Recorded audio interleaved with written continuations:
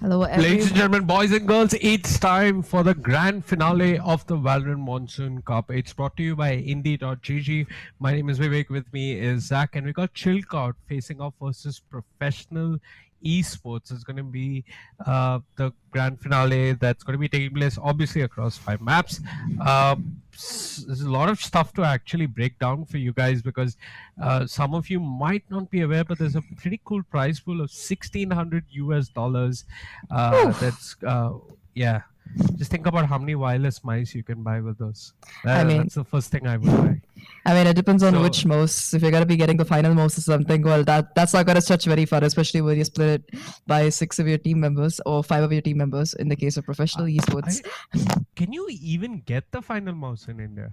I mean, if you pay enough for importing it, sure, people anywhere can get it from the states. So that is a big W for them. But anyways, like you mentioned, a lot to break down, and the only caveat here, which is not really much of a caveat, is that the winners they'll need a wallet that supports Polygon blockchain, where they can receive US dollars in order to be able to claim their prize pool. But I'm sure they'll have that figured out.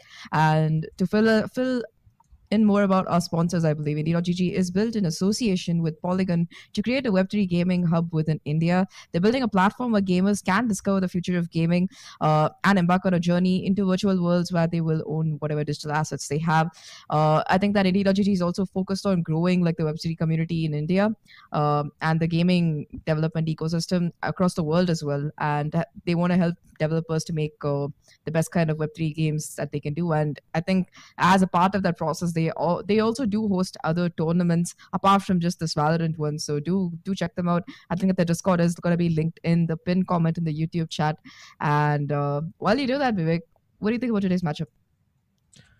I am actually walking in a bit blind for today's matchup because I've never seen professional esports play. And although I've heard of Chilcott a fair bit, I don't know much about them or their playstyle. So if anything, I'm leaning towards you to tell me more about Chilcott because these guys have been around, but I think they've had a shuffle. It's a different lineup from the one I remember. So uh, what do you think we can expect from Chilcott?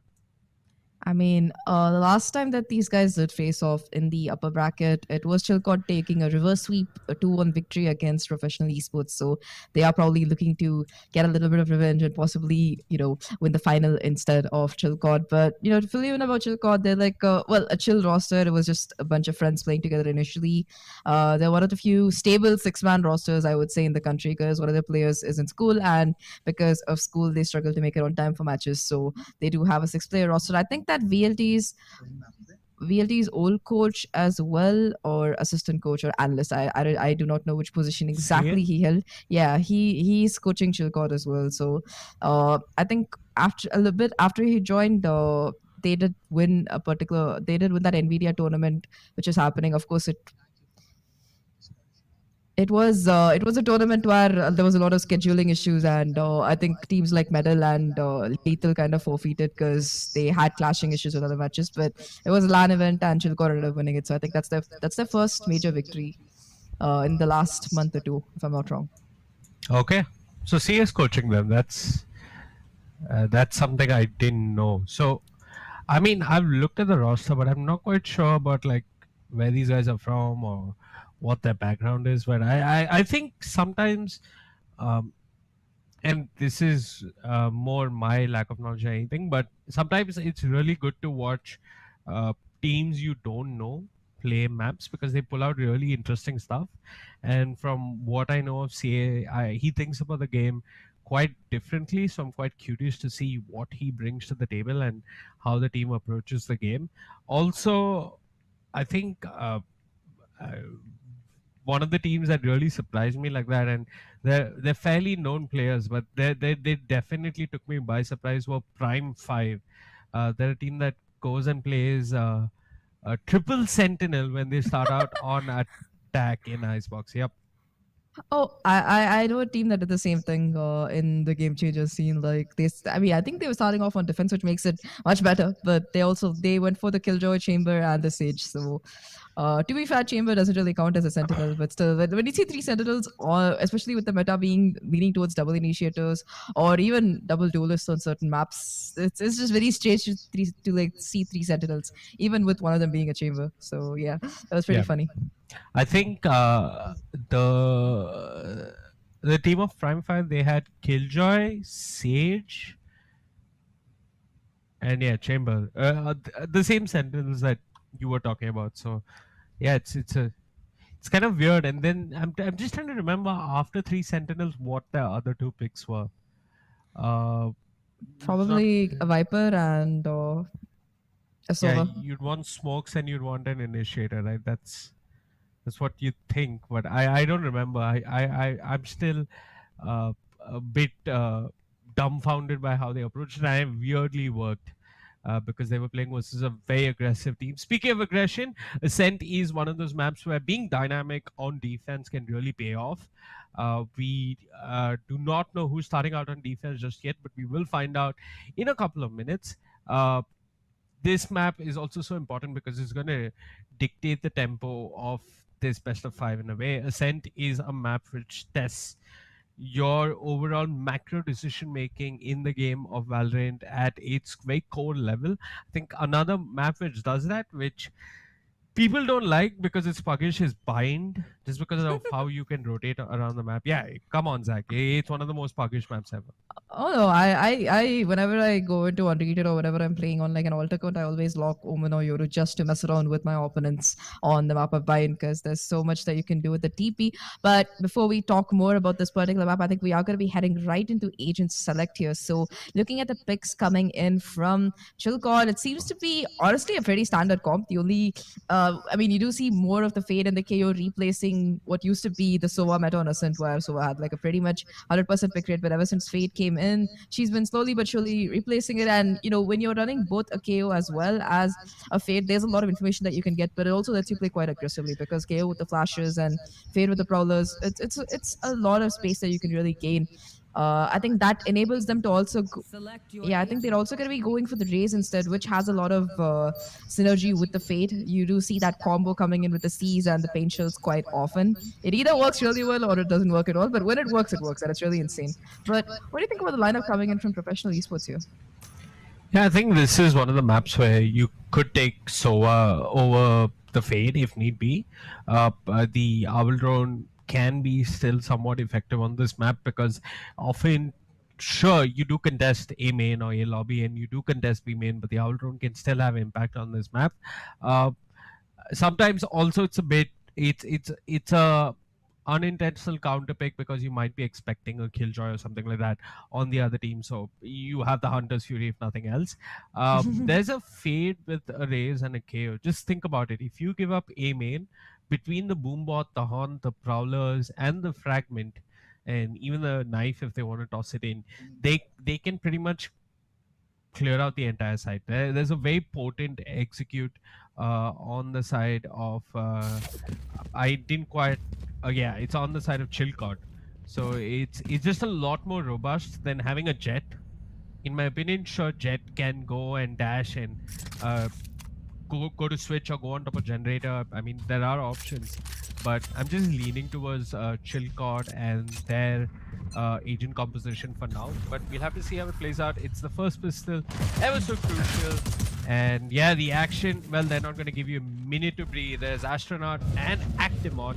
Get the initial couple of kills, but Techno and the others from the side of Chilcot are pulling it back. It is a 3v3. The defense have got to be careful about how they rotate across the map. The spike is making its way towards the A side. There's still Techno on side, and he's got Glyph coming in from door as well. So they've got this flank of sorts coming in on the one member of P that's made its way to side. Scans will find one kill, but Satan causing problems as Astronaut falls. Now 2v2.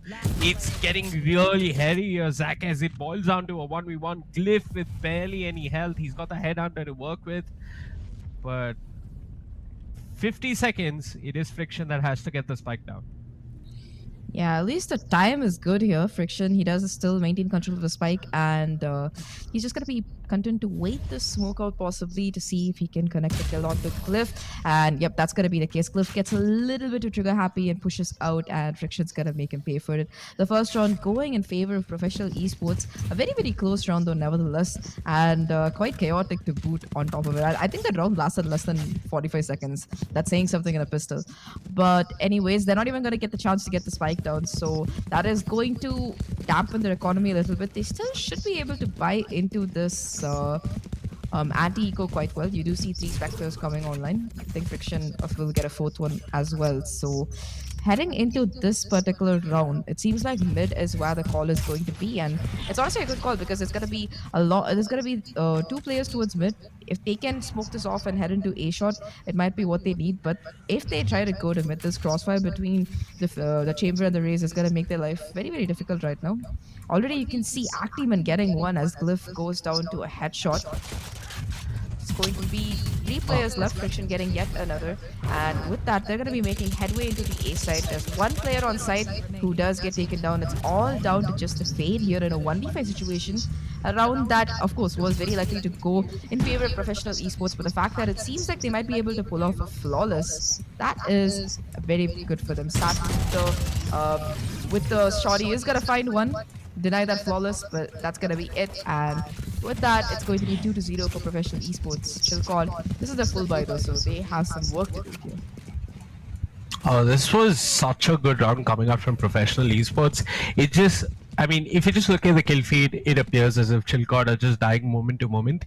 But every time Chilcod were trying to peek and regress for information and try and catch professional esports looking the wrong way, it just seemed as if professional esports were completely ready for them, because at mid, I believe it was the chamber and the raise and a crossfire.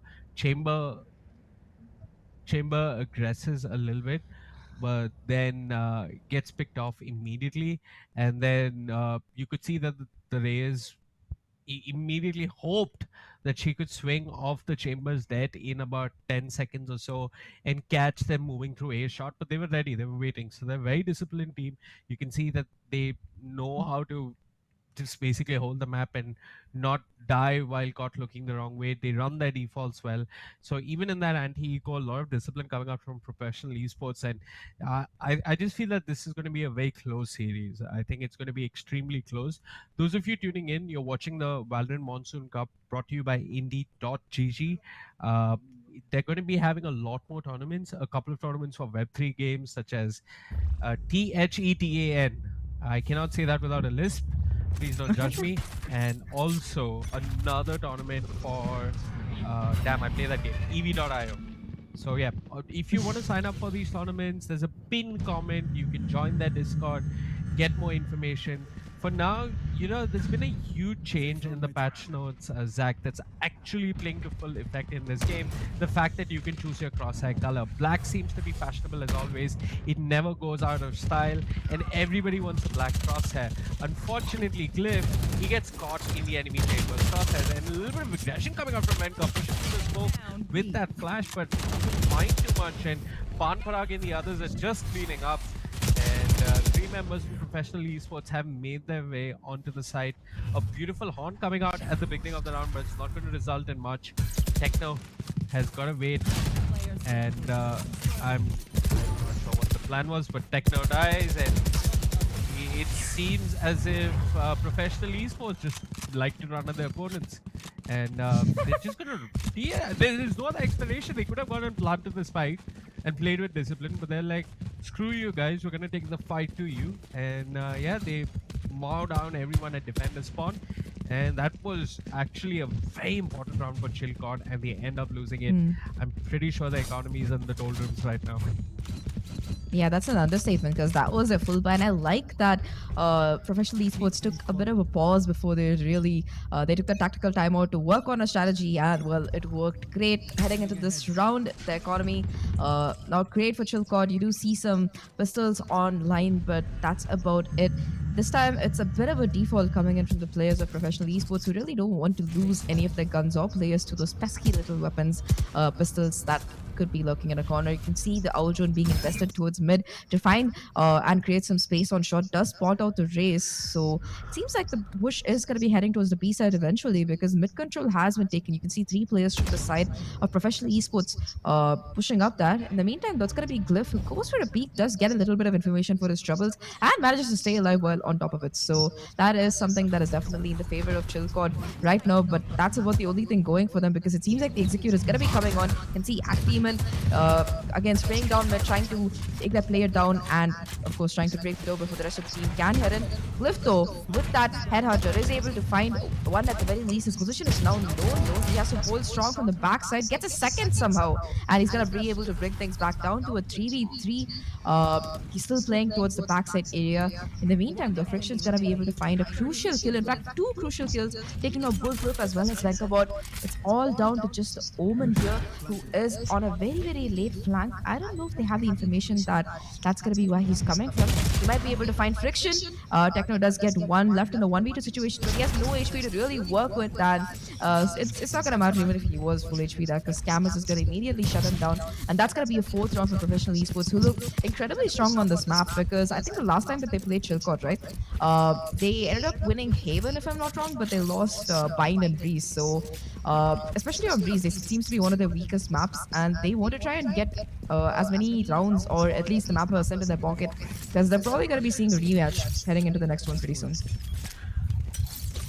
Yeah, it is a rivalry that is starting to form between both these teams, and it's not just any rivalry. It's one where there's $1,600 at stake. So it's not just another match in another tournament. And now Chillcord, they've lost 4 rounds in a row. It's starting to get a little bit concerning. 1 smoke towards A main is enough to slow down professional esports. But professional esports, minute 16 on the clock, they're going to force out the Omen smokes, and then looks like they eventually want to move towards the A side.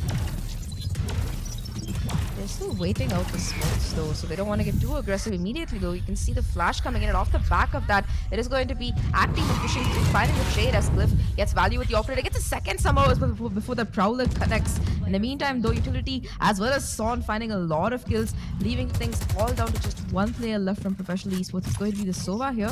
Son is really low though, only 33 HP, which means he's just 1 bullet away from his demise. Panparak has a lot of work to do. The one thing that's going for him here, Vivek, is that at least he's in control of the spike, so he doesn't have to make that awkward trek into sight to try and figure out where exactly these players are here. Son though with the off angle is going to be able to take him down despite the low HP, and that is going to be 3 on the round for the raise, and finally Chillcord getting the first on the board. Yeah, phenomenal stuff coming out from Actimon. I mean, professional esports really got close to breaking open the defense. I mean, the operator gets that first pick, but then the Jet with very effective smoke. It's a very unusual smoke towards these 4 boxes that you see right here.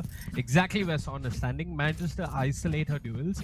She comes out on top. Unfortunately, she gets blinded, and yeah, it really, a lot of the damage that professional esports ended up taking in that round was because of this man, Son. We didn't catch a lot of it on camera, but Son and Satan really putting in the work for the side of Chillcord. They put their first round on the scoreboard. They haven't committed a tactical timeout just yet, but they've got plenty.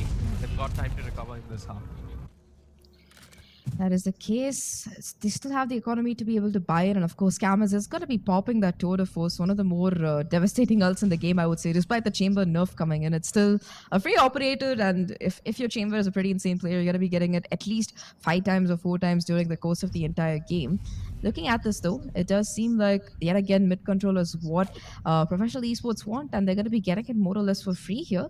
There is the Omen waiting for them if they get a little bit too trigger happy, but if they get a little bit too aggressive. But apart from that, they have it almost uncontested right now, with Chillcord opting to back up towards the B side anyway, but the smoke goes away at the worst time, and Techno is going to be able to capitalize off it and take down Pan Parag. That leaves the professional esports in a bit of an awkward position here. The recon as well, possibly spotting out multiple players. I like this from Scammy. She's going to be pushing with the door, of course, gets the no scope, but immediately gets shaded out. It's all down to just the KO right now. Astronaut left in a 1 1v4 situation. Knows the position of one player, but he's gonna be blind as a bat or blinded by the lights before he goes down. 2-4 right now at Chilcot. They seem like they are seeing a resurgence here. Oh yeah, that first kill early on was very, very crucial. Taking care of the Sova early on, getting a numbers advantage. And if you look at Chilcot, at least from the past couple of rounds, they seem to be the kind of team that doesn't have much nuance to how they play their offense. They're mainly just grouping up outside A or B and trying to work the side bit by bit. In the previous round, of course, it did take a lot of control towards mid. That is something I feel that they could have exploited a bit more, but they didn't quite find the opportunity because I feel that they kind of were a little unlucky as far as timing is concerned. But yeah, now looking at the ultimate management, it has a Nightfall huge. And even without the Nightfall, Cliff has the operator. Venka swinging on contact. Pitch perfect peak coming out from the KO as he might just find Panparag. Yup, through the walls, Panparag dead. Bullet in his head, and now just one man, the chamber all by himself. Professional esports. They're hoping that their chamber can get the spike and then pretty much pull off an ace clutch.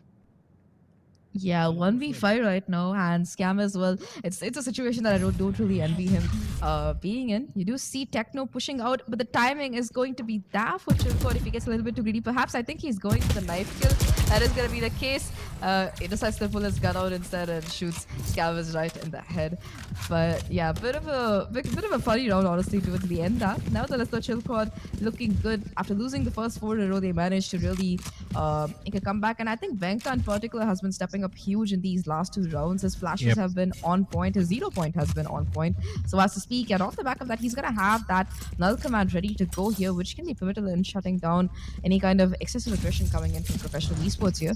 I think that this time it seems like they are going to be going for a bit of a half buy because the economy has finally been dismantled, and it's going to be Glyph who's the first baddie that they really have to face, who doesn't keep you away either. A very odd decision. I think he was perhaps suppressed.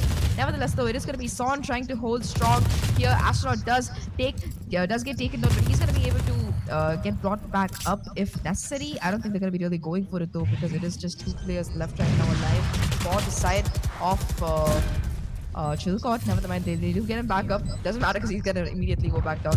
But yeah, just 2 players left for Chilcot right now. There are 2v4 situations. Chambers on the lurk as well. That's going to be even more pivotal. Venka, though, he finds one. That is incredibly important. Jet going down here. They still do have a chamber on the lurk, and it seems like Venka is aware of the possibility here. Flashes, peeks into it, gets another. Does a lot of damage as well to the chamber. Things back down to a 2v1. It's all down to just Techno here. Goes for the shadow step, but immediately gets taken down by Friction, and the Thrifty comes through for professional esports. I do not understand what exactly the chamber was doing there from the side of Chilcot. I have a theory. So both teams were really trying to abuse the small millisecond advantage that you have in the spawn. I mean, not spawn technically, at the barrier. So Glyph technically has an advantage with the operator on the chamber. He does peak first before his opponents, and Satan did commit the prowler as well, so he thought he was somewhat covered. But unfortunately, what professional esports did is that the Omen committed his near side. The first thing that hit him was the near side, so I believe he didn't even hear a sound cue, and he was blinded, and he thought he'd take his chance anyway. So it's just that momentary second of confusion and panic that really caught the chamber off guard. I think if it wasn't for the Omen's near side, maybe that wouldn't have happened. And again, it's an Omen putting in the work. This time it's Techno for the side of Chilcot. Panparag, though, will pull it back. Glyph, who suffered early in the previous round, will die this time. And yeah, it looks as if Chilcot have relinquished control of the B side, and it's going to essentially be a 2v4 retake. It's going to be a bit hard for them to do, Zach. Definitely, I agree there. I mean, they almost pulled it off the last time around, but it seems like their most impactful player, Venka, who has been showing up huge so far, this map isn't going to be alive. So that's going to make this retake a little bit more tough. Panparag also has that Hunter's Fury if he wants to really commit it here. If the round gets into that kind of situation, already you can see Techno taking down the Omen here. That's a major pick, and now they know that the flank is through. Active and the holding a very aggressive angle is going to be able to compartmentalize and take down Techno. A 1v3 right now as the clock is still ticking. He has to try and isolate these fights, and right off the bat, it's going to be Active, who is an absolute demon with that Vandal who takes him off guard. 6-3 right now, and slowly but surely, professional esports, they're really building up the scoreline here for themselves, pushing their lead to as many rounds as possible. And I think it's gonna come down to whether their defense is as coordinated as some of their attack rounds are. But looking at the ultimates though, oh my god, all 5 players of Chilcot have this available with this round. Yeah, they do. They've had the Nightfall for a bit. Cliff was running an operator. Son has the showstopper, and yeah, Chilcot. They're pretty much hoping that they win this round. If you are a Chilcot supporter, you're hoping for a 6-6 half. It is possible. It's certainly not. It's not something that one can rule out completely, but you can see that professional esports, they've immediately kicked into another gear of discipline altogether. As they're slowly creeping up A main, they love to use the fragment to clear out wines. They're not extremely they're not too cautious about the utility usage. They will use it if they have to. Now, before the operator peaks, I'd like a flash. And there you go. There's a knife being tossed out. Like someone at the Olympics, the KO will clear the angle. And now the trade line is back off. Nightfall committed a bunch of options being tossed by both teams. Venka with the flashes has a little bit of information because of the fade, and he's going to capitalize off that. Great stuff coming out of the defense. They found active on the Danger Man, and they've still not managed to get onto the side. Panparag ends right on the top. He takes care of Glyph, and he's found Satan as well. But finally, Techno will shut him down. Venka still there on side. The Omen contemplating the possibility that this could indeed be a B hit coming out from the attack. And yeah, it is. The spike is moving towards the B side with a lurk towards A shot, and that lurk is Scammers. He's taking care of Techno. The Danger Man dead. It's on with the showstopper, but the show is just getting started, Zach. It is the case. He's aware of the lurk that might be coming in, but does he have the timing is going to be a question. Will spot out Scammers, but nevertheless, he's going to be pushing on towards the site instead. Like you mentioned, does have his entire utility kit, but he's going to swing right into the crosshairs of that operator, which of everybody on the server, it's going to be Friction who's lugging it around and finding so much value off the back of it. This operator, it was dropped like at least 2 or 3 rounds ago by Glyph, and once it got into the hands of these players from professional esports, they are just utilizing it to a very demonic capacity. It's not bad enough that Activeman is able to hit such nutty shots, but more than that, it's going to be Friction with the op. Once they get the spike down, it's so hard to retake it because he's just going to be waiting towards the back of the side or in some off angles ready to take you down. Looking at this particular round, though, I think that the economy is going to be back properly for Chilcot. I think that they do have a buy coming in, so they yet again a bit of a default coming in from the players from professional esports. They don't want to get a bit too aggressive here. Venka pushing out, venturing to see what exactly he can find, but it's going to be Astronaut who somehow takes on both players towards A main. That's going to leave the site way more vulnerable and immediately trigger a possible rotation coming in from the players of Chilcot. Satan is able to get one towards mid, but immediately gets cheated out, and it's going to bring things down back to a 3v2 right now, as Techno with a beautiful peek towards mid will be able to take on Panparag. Just 2 players left for Chilcot, and they don't know where exactly the spike is. They don't know where exactly the execute is going to be, which it seems like it's going to be the B side, and perhaps the read is correct from the players here of Chilcot. Techno making his way up towards mid here, but it's going to whiff horribly. It's all down to just the 3 remaining players right now who are immediately rotating all the way towards the A side, and through shot they're going to be funneling in, and they will be able to get the spike down, I believe, before the race really manages to make his way around. Yeah, it's going to be really hard for Son. Again, he's the last man standing for his team. He's again got the showstopper.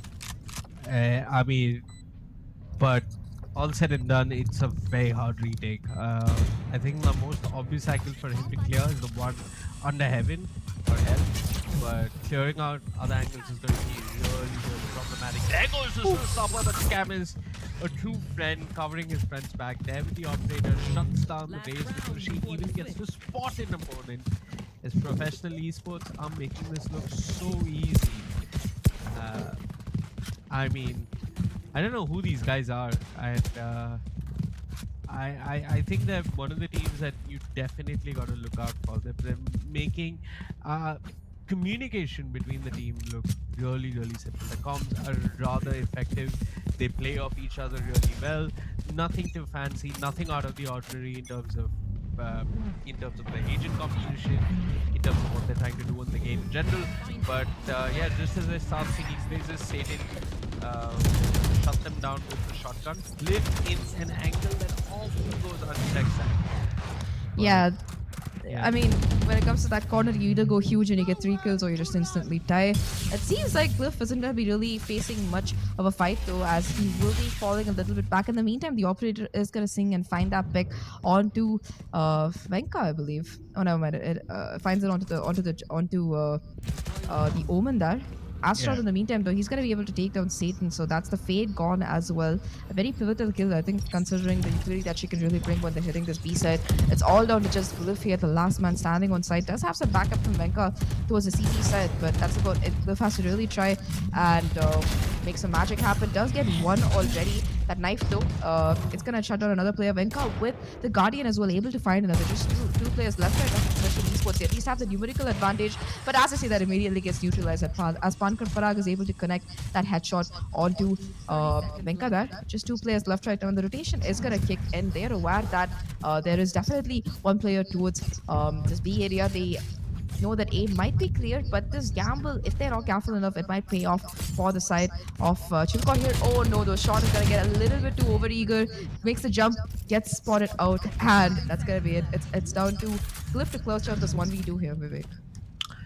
Yeah, I mean, that was really good heads-up stuff coming up from Son in terms of the rotation, because he kind of read them and he rotated over to the A side, got a little bit unlucky.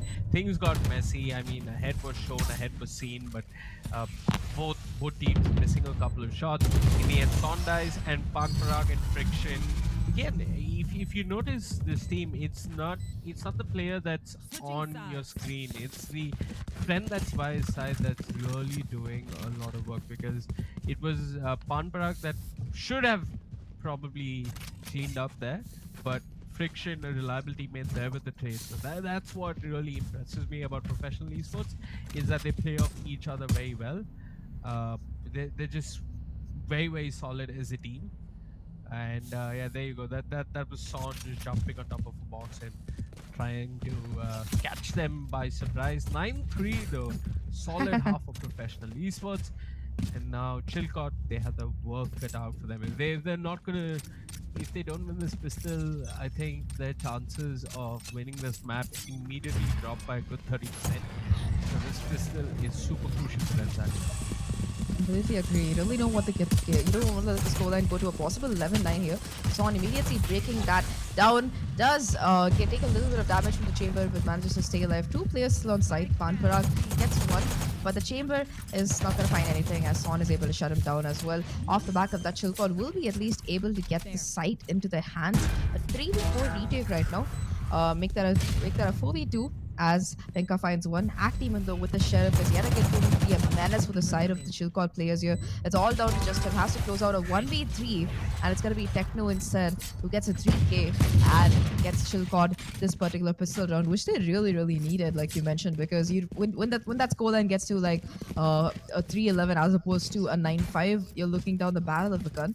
To be fair though, this is Ascent, which was chosen by Professional Esports, and map number 2 is going to be Breeze, which is one of Chilcott's strongest maps. In fact, the last time that Chilcott really faced off against Professional Esports in the upper bracket of this very tournament, they beat Professional Esports 13-3. So I think at this point, Professional Esports, they really want to close out the first map, because there is a likely possibility that they might not.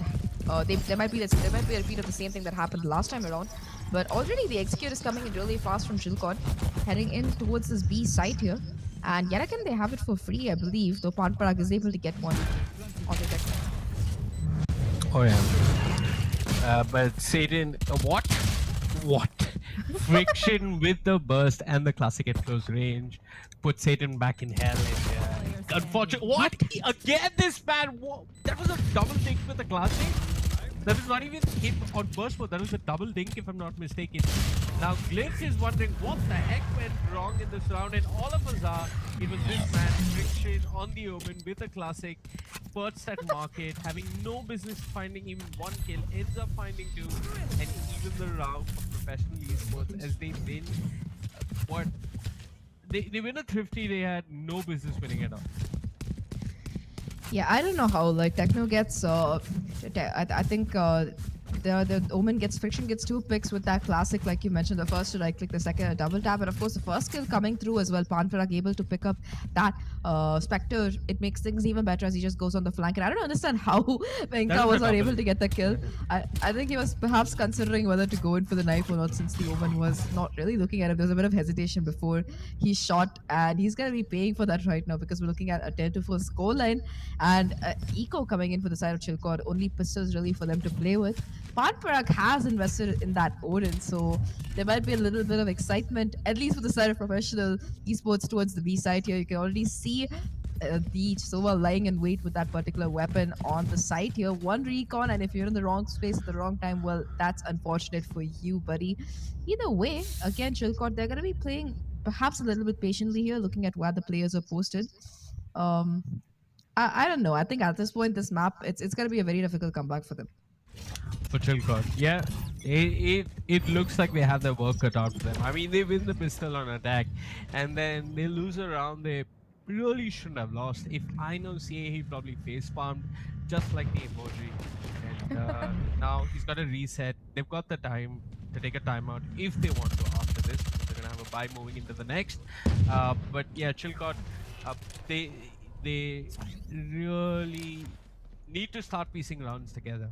And I think this is a perfectly valid approach. You do see Thrifties happening more on defense, but on offense, sometimes if you're just patient, if you're looking to punish mistakes, you can find kills that you normally wouldn't get otherwise. Wenka walks into Astronaut in the smoke. There are a couple of trades with Sheriffs, and it looks as if Chilcot are coming out on top, but 2 members from the team really low in terms of HP. There comes Panfarak with the Odin. The bane of every player on the Mumbai server, but he's putting it to good use. He still needs to find another kill if possible. A 2v2, Zach. 33 seconds. They haven't planted the spike. 30 seconds. I like this from Panfarag. I don't know if he's going in to try for a shock dart lineup, or he's just going to be playing it extra cautiously towards the spawn area here. The spike is going to go down on the A side, and that's going to give away information as to what exactly is happening. And look at the damage that the Odin has already wrecked. It's going to be the Fade with about half HP left, as well as the Omen, who is just 1 bullet away from any weapon on his device. Satan getting a little bit eager here. Off the back of the Paranoia is able to get that pick. It's all down to just the Sova who has to close out this possible 1v2 here. The shock dart being invested towards generate area, not really going to be able to find much value. So the second one as well, Panfarak jumps in, Lakia style gets one, and somehow manages to turn and take down Techno as well. 17 HP left on him, but that's going to be the clutch coming in for professional esports. An absolute demon of a weapon. I called it on the onset of the round. That's something that you don't really want to mess around with, and that is going to be what shuts down, I believe, 4 of the players from Chilcot heading into this round. And this is Chilcot's last chance, I believe, to really try and make something of this map. They will have the economy to go in for a full buy. So the thing is, they have to win about 8 rounds to take this to overtime, and they can only afford to lose 1, Vivek. Yeah, it sounds really disheartening. I mean, it sounds difficult for Chilcot. I think this is probably their best shot at putting their foot back in this game. They have a bye. They've got a buffer of 1 round to work with. They're going to try and force the issue towards the B side. He's smoked off now, and Panfarak and an astronaut enabled by Panfarak's information will get a kill. Wenka finally puts one on the scoreboard, puts another as he finds it. Well, crucial kills there for Wenka. He's pushing forward for more. He's found Friction. It's him and Techno, and now Techno consider moving on to the other side. Wenka will finally be shut down as Actimon, not a rare Pokemon, finds an easy kill, and now it's Techno in a 1v2. It's interesting that he's deciding to play this a little bit more cautious, because you really do want to try and go a bit aggressive and possibly isolate some of these fights. But Mhm. I think perhaps he's hoping that they'll be focused on clearing out enough area that he might be able to buy some time and possibly isolate these 1v1s somehow on site instead of looking at where the spike is planted, which is towards main. Has that one way as well, so that's going to make things a bit more interesting. And as they jump down, Techno is going to be able to get both of them, the clutch coming in. A successful 2v5, I believe that was coming in from both Techno as well as Venka. Venka going huge there in particular on that B side, getting 3 kills before he finally gets shut down. And off the back of that, Techno investing that from the shadows to make his way onto the A side, get the plant and position himself to be able to clutch out that 1v2. So a huge round coming in for Chillcord, one that they really needed, not just to make the momentum coming in from professional esports here, but to also get some rounds of their own on the board. And if they can manage to pull off those kind of heroics, or in general just play more consistently as a team, that might be what they need to possibly make this comeback here. And pretty lucky for the Omen. I think he managed to get the smoke down before, just before the suppress hit him. So we do at least have one smoke, but look at this rotation coming into professional esports here.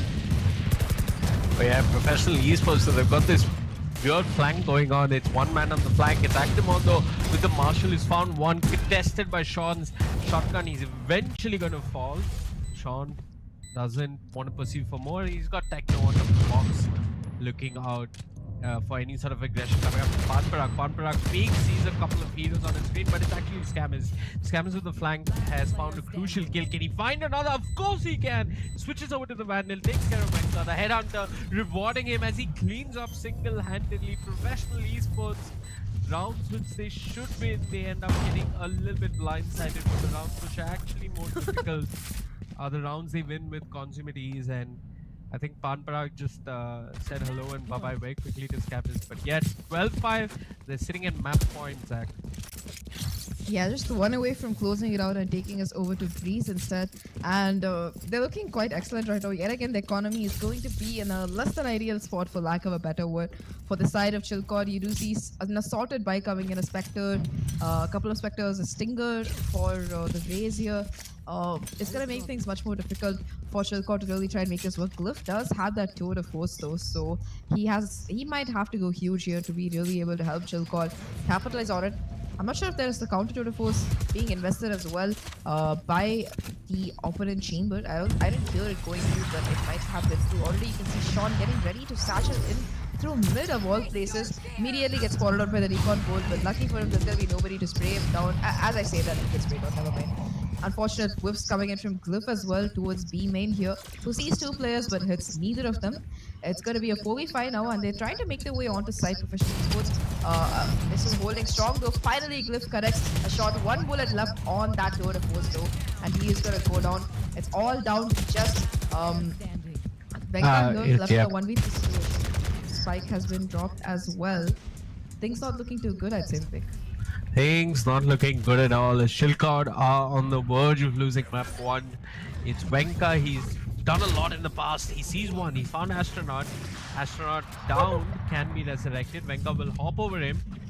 Hop right past him. But what's the plan here for Venka? He's taking position towards B main, but if I'm not mistaken, Astronaut saw him hop about.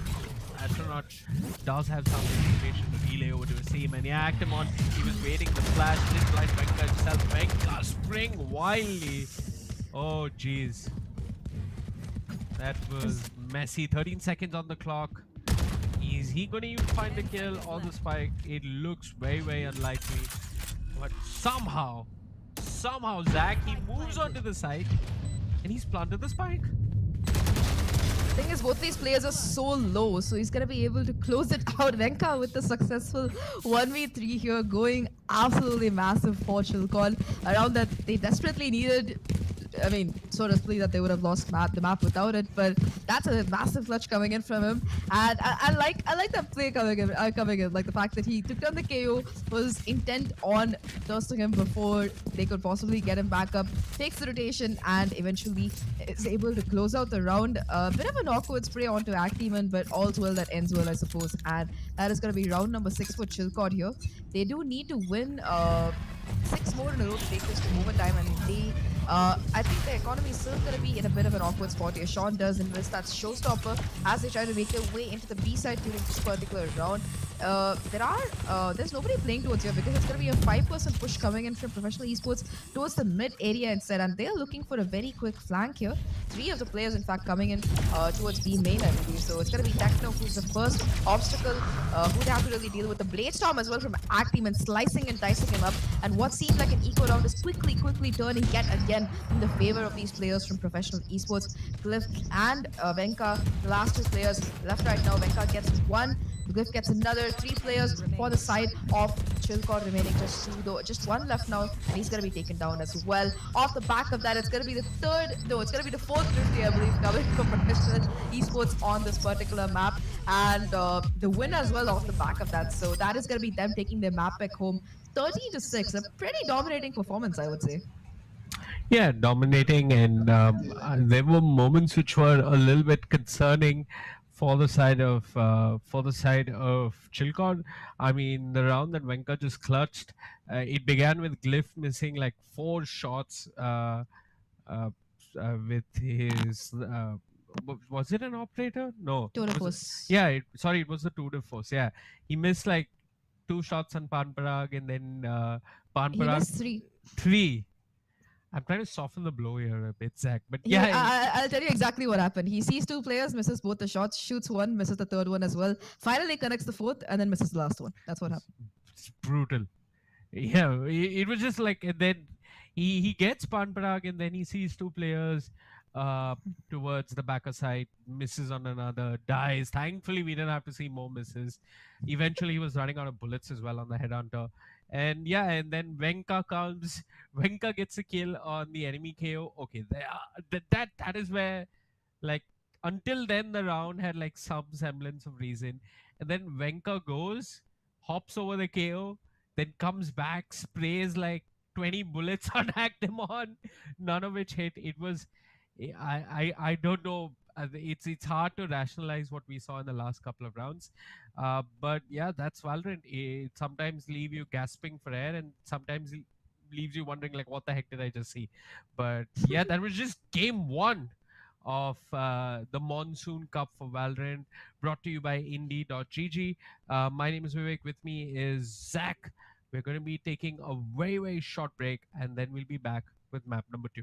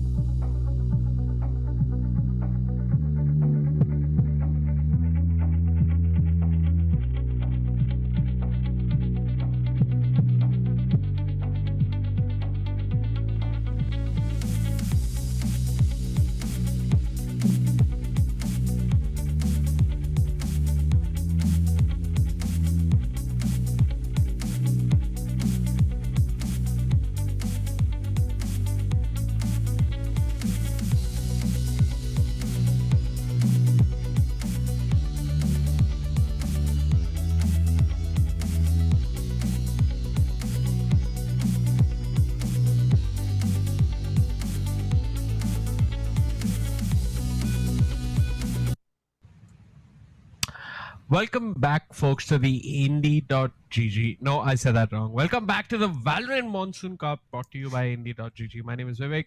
With me is Zach. And I'm sorry I'm getting ahead of myself because I'm really excited to see how Map 2 plays out. Map 1 was a bit of a whitewash. So I want to kind of fast forward to Map 2. But there's a lot of interesting stuff along the way. We've got a bunch of stuff to share with you, but for now, we just look at what agents these teams have decided to pick up. Map 2 is Breeze, in case you missed it, in case you went AFK. And yeah. Okay. Huh. We're going to be seeing a bit of a Paper Rex comp coming in here, so as to speak, with both Venka as well as Astronaut going for those Yoru picks. I personally am a huge fan of this because I love Yoru. I think that he deserves more playtime, so as to speak, and there are a lot of very nasty plays that you can do with him, so it makes me very happy to see other people picking him up. But apart from that, I think that it is going to be pretty much what you'd call a meta comp, apart from that extra dose coming in from the side of the defenders here. But for attack, they're not going in for any kind of sentinel here. There's no chamber, there's no cipher. That's going to make their job a little bit more harder on a map like Breeze. Yeah, it's a valid point. They've actually gone double initiator, and if you look over at the defense, I don't think I saw a single initiator. Was there a KO? There was a KO. Okay. I think. Okay. I think. I'm not. Yeah, I think you're right, because I did see a KO, but somehow, again, both teams picking up the Yoru. It's something that PaperX really popularized on Bind early on. It's something that they like to run on Bind, and it's something they do often on Bind with the Fate, because the Fate can just take away sound cues, and the Yoru can gate crash on the back of that. So yeah, this time the Yoru is going to be working by himself. I think both A as well as B, great sites for the Yoru to play around, even mid, which is just humongous. So yeah, if you're not used to playing against a Yoru, it can be a little tricky to adjust to this agent. And yeah, there is one initiator for the side of professional esports. It's going to be the KO. I want to say that. Yeah, Zach? Fun fact, PaperX also played this on map number 5 of the grand final in Copenhagen. Or they played a Yoru for second and picked it up. So I think that's where Yoru and these actually got popularized. It got very messy, very fast, just like I said. Panparag, this time he's going to be playing the KO. He gets a couple of kills, but it is a 2-on-2. The Viper wall from defense will now be deployed, and this actually works in favor of the defense. This might just help them cover any sideline towards the spike, and yeah, it looks like they know that they have to push, but Astronaut was ready for that push. Glyph gets caught looking silly. Now Techno manages to pull it back to a 1-on-1. The Viper utility a bit of an issue. Nobody knows it better than Friction, a Viper main himself. He knows he needs to take the fight. He swings, but nope. It's gonna get clutched out by Techno at the very end, and that's Chillcott winning the pistol and getting off to a good start. That's very important for their confidence after what's been a rather rough showing on Ascent. They win their pistol on attack, and yeah, the Yoru kind of worked out. Yeah, it worked out for both these teams, and I do not understand how Astronaut was able to get that kill. He was basically fully blind, but a great clutch coming in from Techno. That is going to be the first round for Chillcott, and I think that they are going to be buying and fully heading into this anti-eco here. They're going to be going for a very quick B execute, I believe. You can see them already jumping in, so as to speak, the fake Yoru being invested on top of everything else, as well as the teleport, and off the back of that, it's going to be Astronaut who gets caught by the recon, but is going to be able to gate crash away to safety with nothing but a shorty to his name. Active on the look, spots out a player, does a little bit of damage, but he's not going to be able to correct too much. In the meantime, though, it's going to be Scammers who finds value with a headhunter, taking down the jet here for the side of Chillcott. There's going to be 4 players left for them right now, and Scammers is going to he's going to be able to pick up that crucial upgrade here. But in the meantime, it's going to be Venka who TPs back towards the spawn, is able to get a pick. It's all down to just Active when we're left in this 1v2 situation. I don't know how much more damage he can do. At least they have taken a couple of weapons down from the side of Chillcott. It seems like this is going to be a round that's going to be going in their favor nevertheless, and that's going to be a 2-0 coming in from Chillcott here. Around that they desperately, like you mentioned, around that they needed to convert, especially after the fiasco that happened the last time after they won the pistol in on Ascent. So that's gonna be a sigh of relief coming in from the players as well as their coach. I think so. Heading into this particular round, though, I think they are gonna be trying to use the Viper split, if I'm not wrong, because Techno, he has 6 out of the 7, and I saw him pick up that judge for a second. We might be, if they do decide to go in for a full buy as opposed to playing just for the bonus, I think that we might be seeing that ultimate being invested. Wait, who's got the ultimate ready? I'm sorry? Who has the ultimate ready? I missed. The Viper almost had it ready. He was 6 out of 7 and he picked up a judge for a second, so yeah, I thought that was so great. Okay. Well, now they're going to just get the side for free. I mean, Glyph finds a kill elsewhere, but Venka pushes a bit too much, a little unnecessary. And like you called it, Zach, there's the Viper coming in play. Satan will take care of Astronaut, so both Euros dead. It's now a 3v3. Satan blind as a bat gets shot down by Pan Parag, and well, we know the wonders that Pan Parag can bring to the table, especially on Sova with the Odin, but they're just hanging around in the Viper's pit and then not getting too much run. Finally, Techno will take care of Actimon, but it's just Techno all by himself with the judge. Green everywhere on his screen, and a little bit of a sound cue is enough for him to find the kill. The spike, it's taking. Pan Parag doesn't have health, and he's gonna end up falling. Techno with the judge makes the Viper's pit work. It looked a bit touch and go, but eventually Chilcott win. What's a very important round because that was professionally supposed to a proper buy, and yeah, Chilcott, they're only going to cement their lead and their economy further on Breeze. That Viper split, like I mentioned, was a massive win condition heading into that particular round. And of course, you really don't want to mess around with the judge that with Techno clutching out that 1v3 successfully. 7-0 right now. He hasn't died yet. Oops, oh, yeah. I don't think I've jinxed him. But anyway, that's 3-0 right now. Chilcott looking dominant on their map pick so far. And already you can see the aggression coming in right now from them, taking the first pick down already. There is one more player, I believe, on the side, but he's going to be spotted out and Satan's going to immediately shut that down on top of everything else. The backstab is already in, but Venka seems to be ready for it. Along with Techno's help, it's all down to just one player right now. Scam is in a 1v5 situation, only the header into Workman does connect the first shot, but it's going to be the trade coming through from Glyph, and that's going to be round number 4 for Chilcott here, who are looking very dominant on this map pick. We did see a similar situation coming in on Ascent as well. It was 4-0 that as well. Chilcott started their comeback on Ascent, and Professional Esports, well, they want to have to do the same if they want to prevent Chilcott from absolutely running away and letting the momentum snowball here. Yeah, it is possible that Professional Esports just take over this map in at least the first half with the kind of start they've had. So again, 4-0, a very important round for the side of Professional Esports. For a moment, Kavya, I think you thought you cursed Techno, but there's such a thing as a caster blessing though. I've heard about the caster curse, but female casters, they have a superpower called the caster blessing. Oh really? I think so, because men are cursed. Pretty sure. But yeah, look at that, the Pan Parag gets shut down. Yes, it is a blessing. It is a blessing through and through coming out.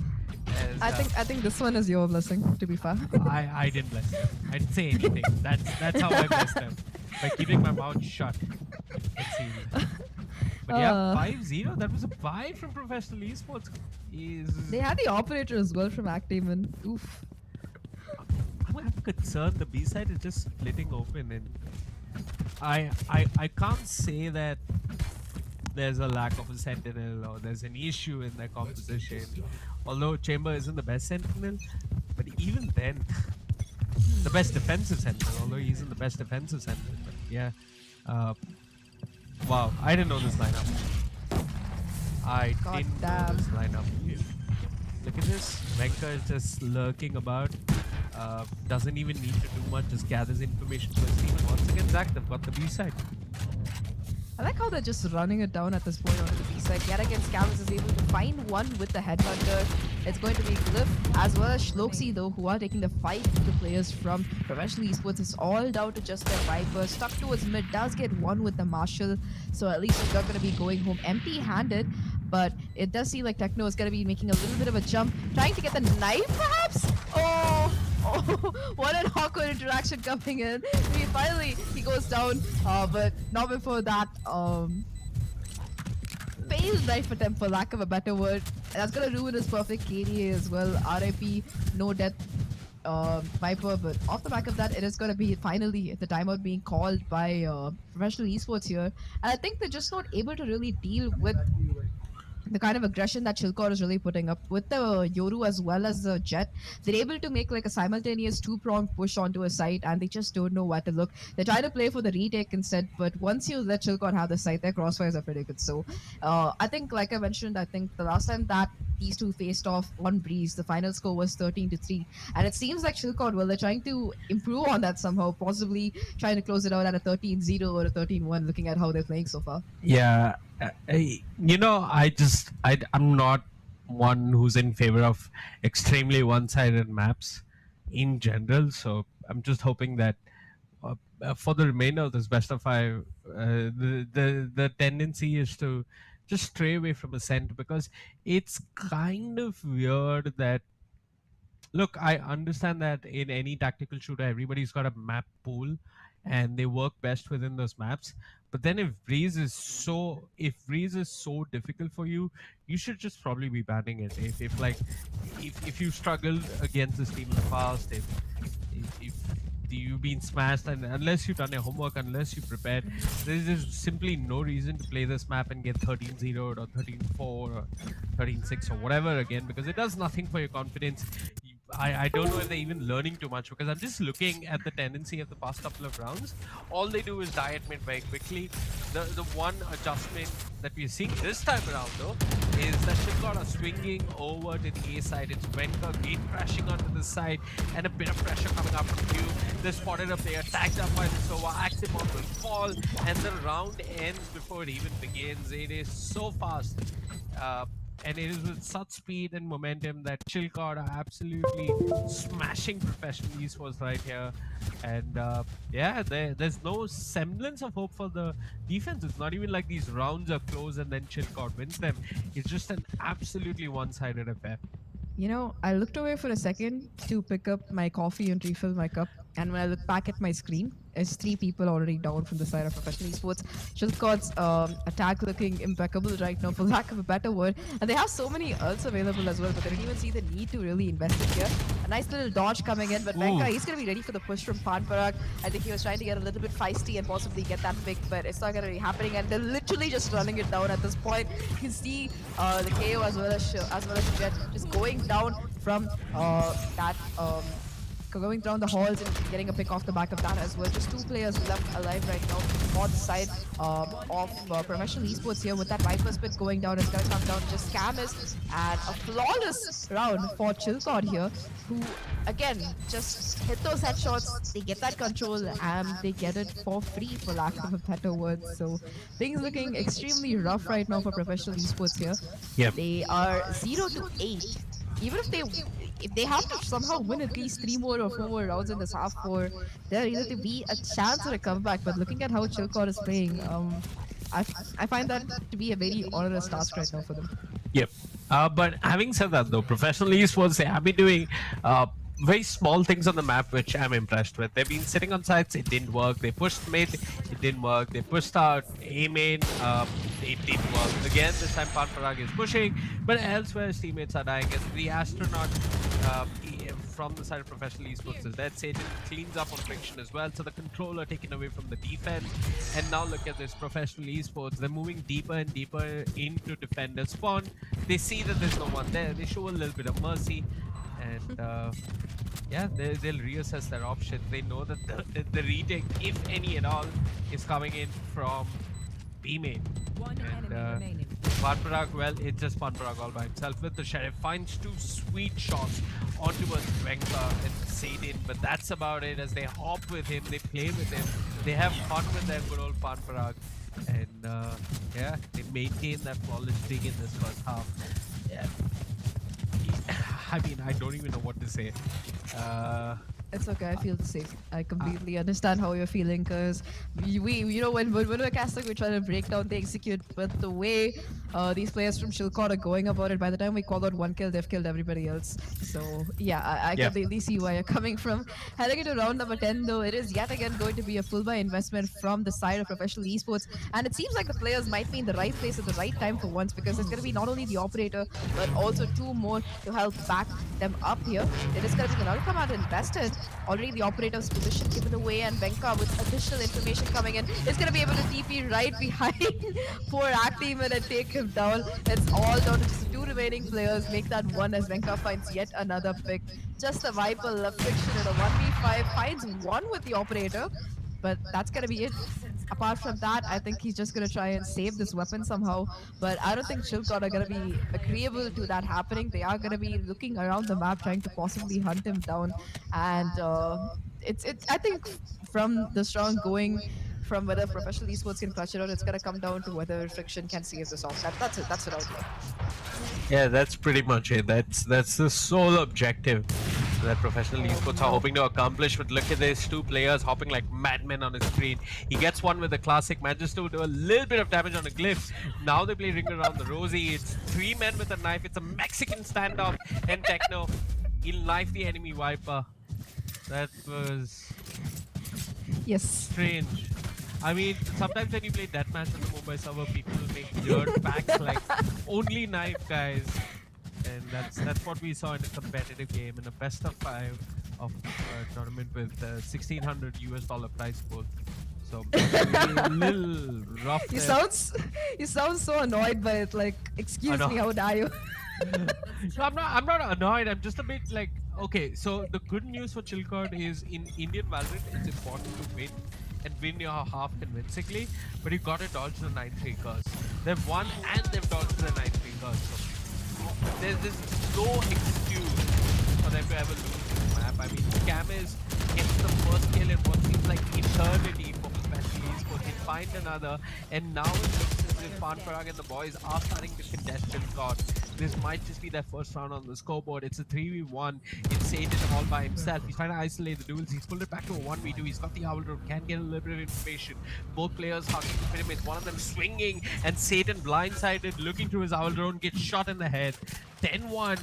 Professional esports, they're going to bounce back. I think that was a very cool moment coming in from the Owl Drone there. Imagine seeing your death in third person. That's exactly what happened there. Oh yeah. Yeah, that is weird. That is the only way to put it. It's like you had an out-of-body experience before you died, and yeah, you caught yourself dying on camera. Uh, Caught in 10-1. history. Yeah. So, Zach, are they going to get one more round? I am not sure. It would be nice if they could. It's gonna make things a little bit better, but apart from that, it's looking a bit rough. It is. 10 Look, to 2 is the best they can hope for this half. well, Panparag. Okay, this time you cursed him. I mean, we were hoping for an optimistic outcome for Professional Esports. It's still possible though. 10-2 could still very much be on the cards. They have their Viper wall which they have deployed, so there's a lot of poison on the A side. There's a Yoru dummy walking about, two players blind, one spraying like a blind man, and that's Astronaut, but Actimon doesn't. Actimon doesn't win, he gets the kill, and now Astronaut, using the dimensional drift, doesn't know what he's looking at. It's texture, green, pixels, all of that just blurring past on the screen as he gets no information at all and backs off. Scam is somehow manages to tap the defuse, but he's going to disengage. But Astronaut and Actimon, they push past the Viper Spit. They get all the kills that they could possibly hope for, but Techno, oh, the Spit, it burns, and the Spike, they didn't even manage to pull off a half defuse. 11-1, Professional Esports managed to put one round on their defensive half. Oh.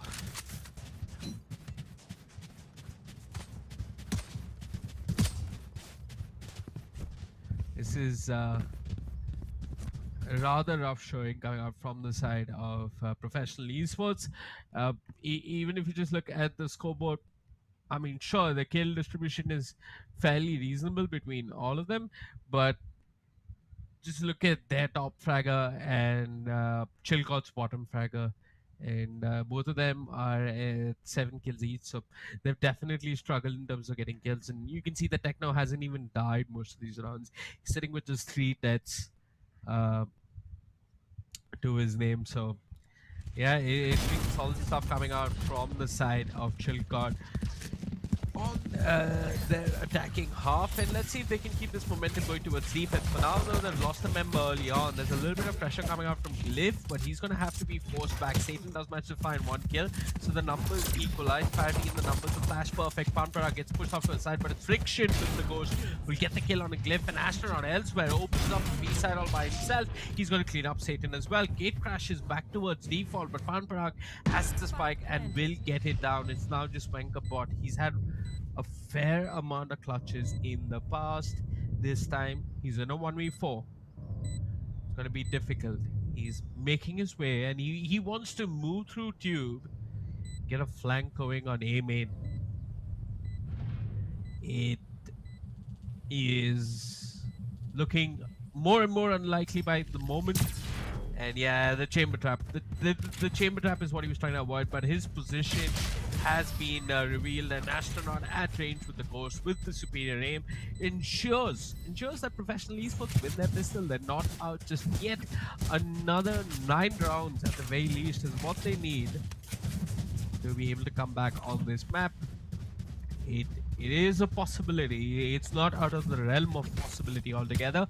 So who knows? We could see the greatest comeback ever. 11-2. Professional Esports have a buy this time around in Chilcott. They do not have a buy. I mean, they can force you. You could look to force when you have a buffer of so many rounds, but they're just not going to force. They're just going to play straight, play it with discipline.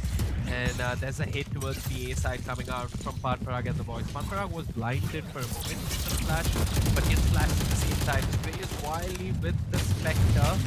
Doesn't get too much done. It's actually Astronaut who opens up the snowboard. Venka good for 1, but Friction and Panparag will shut down any hope for the Chilcott defense. And yeah, it's just one man from the side of Chilcott. It's Techno all by himself.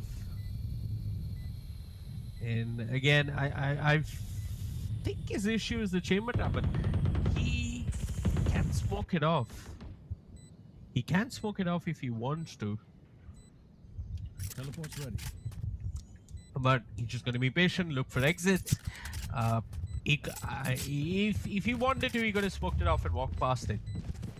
But nope, none of that. Techno, super patient as ever, is waiting for anyone to walk into his crosshairs. And indeed, they do walk into his crosshairs.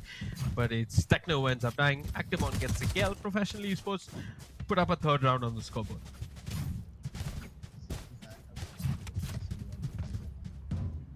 Chilcott this time around though, they have a buy. They're working with a proper buy. Pretty proper buy. It's only Venka who I believe invested in a Sheriff in the previous round, who's a little tattered in terms of shields. He's only one working with half shields, and likewise it's Astronaut on the side of Professional Esports. Both Yorus are a little lacking in the shields department. Again, it's a swiper wall towards the A side. The hit, very telegraphed from Professional Esports. They just want to use the wall, use the cover, get onto the side to get the spike planted. Now, a SOA recon is great across the wall, but when people walk into your crosshairs, what more could you ask for? Glyph just finds a free kill. He's going to toss out the fragment, doesn't clear any area, but Satan with the shock dart, 75 damage, back damage the shock dart can do, and somehow Satan manages to find that and more as he cleans up on Actimon, and Venka comes in for the last remaining kill on a Friction. Now Chilcott are sitting at map point, and they are on the verge of equalizing the series versus Professional Esports. Professional Esports, they've got to buy them. I mean, you might as well buy, right? It's just one round.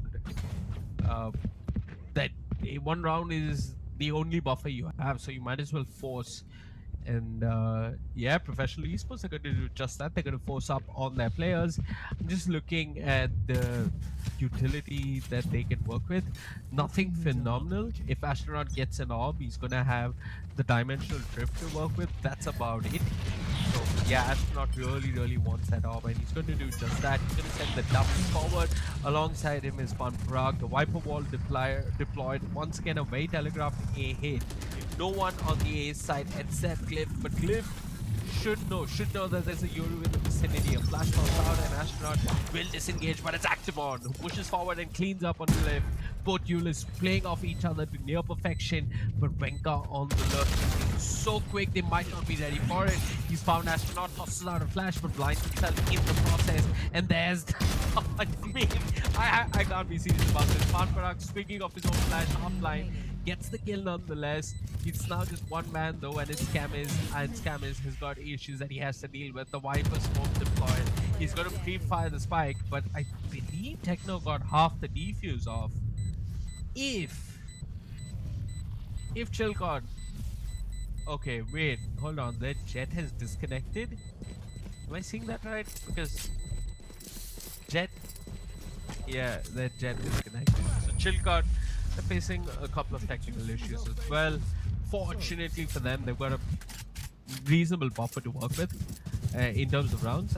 Otherwise, they'd be very unhappy about losing the round because, in all honesty, they could have won that round. So, yeah, I think if the jet hasn't reconnected, they might as well just call a timeout. But nope, Chilcott are actually playing 4v5.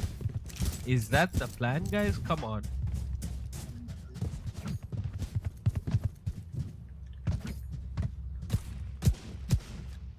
I'm not quite sure why Chilcott. Okay, yeah, there you go. We've got a pause coming in. So yeah, it's a pause coming out from the side of Chilcott, and unfortunately for them, they're facing a couple of technical issues. Hopefully, it should be sorted out soon enough. You're watching the Valorant Monsoon Cup, brought to you by IndiGG. My name is Vivek, and yeah, the Indie.gg, they're having a couple of tournaments coming soon.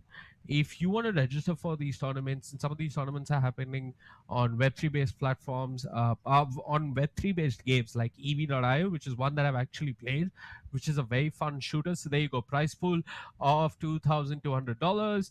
It's between the 29th and 31st of August, so that's 1 month.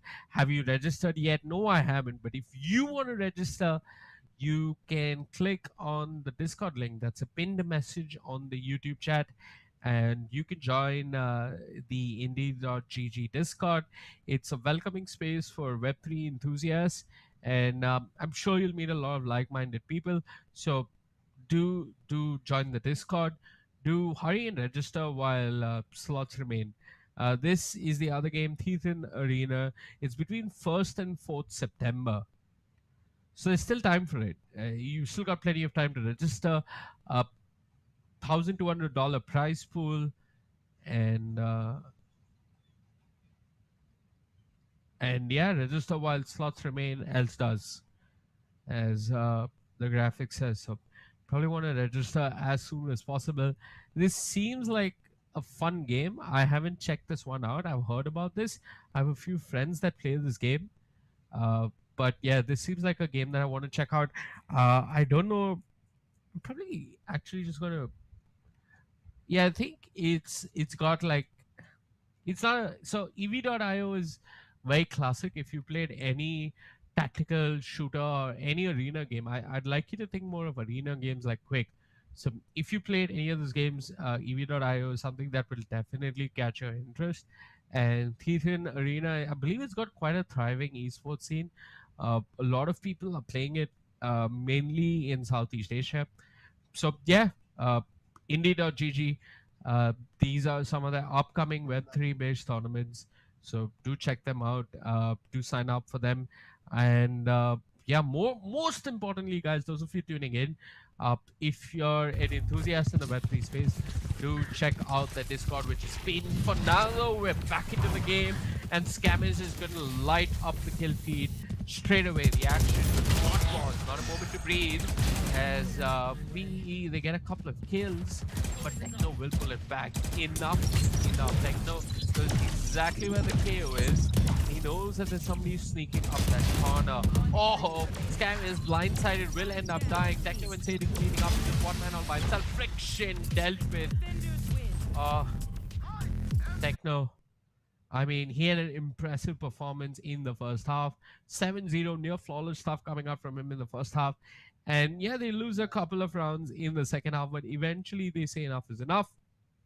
And Techno gets it all together and shuts them down. So great stuff coming out from the side of Shilkot. They have equalized the series. Shilkot have now equalized the series 1-1. This is a best of 5 affair. $1,600 at stake. And after this small break, we're going to be going into map number 3. You're watching the Monsoon Cup for Valorant, powered by IndiGG. My name is Vivek. We'll be right back with map number 3.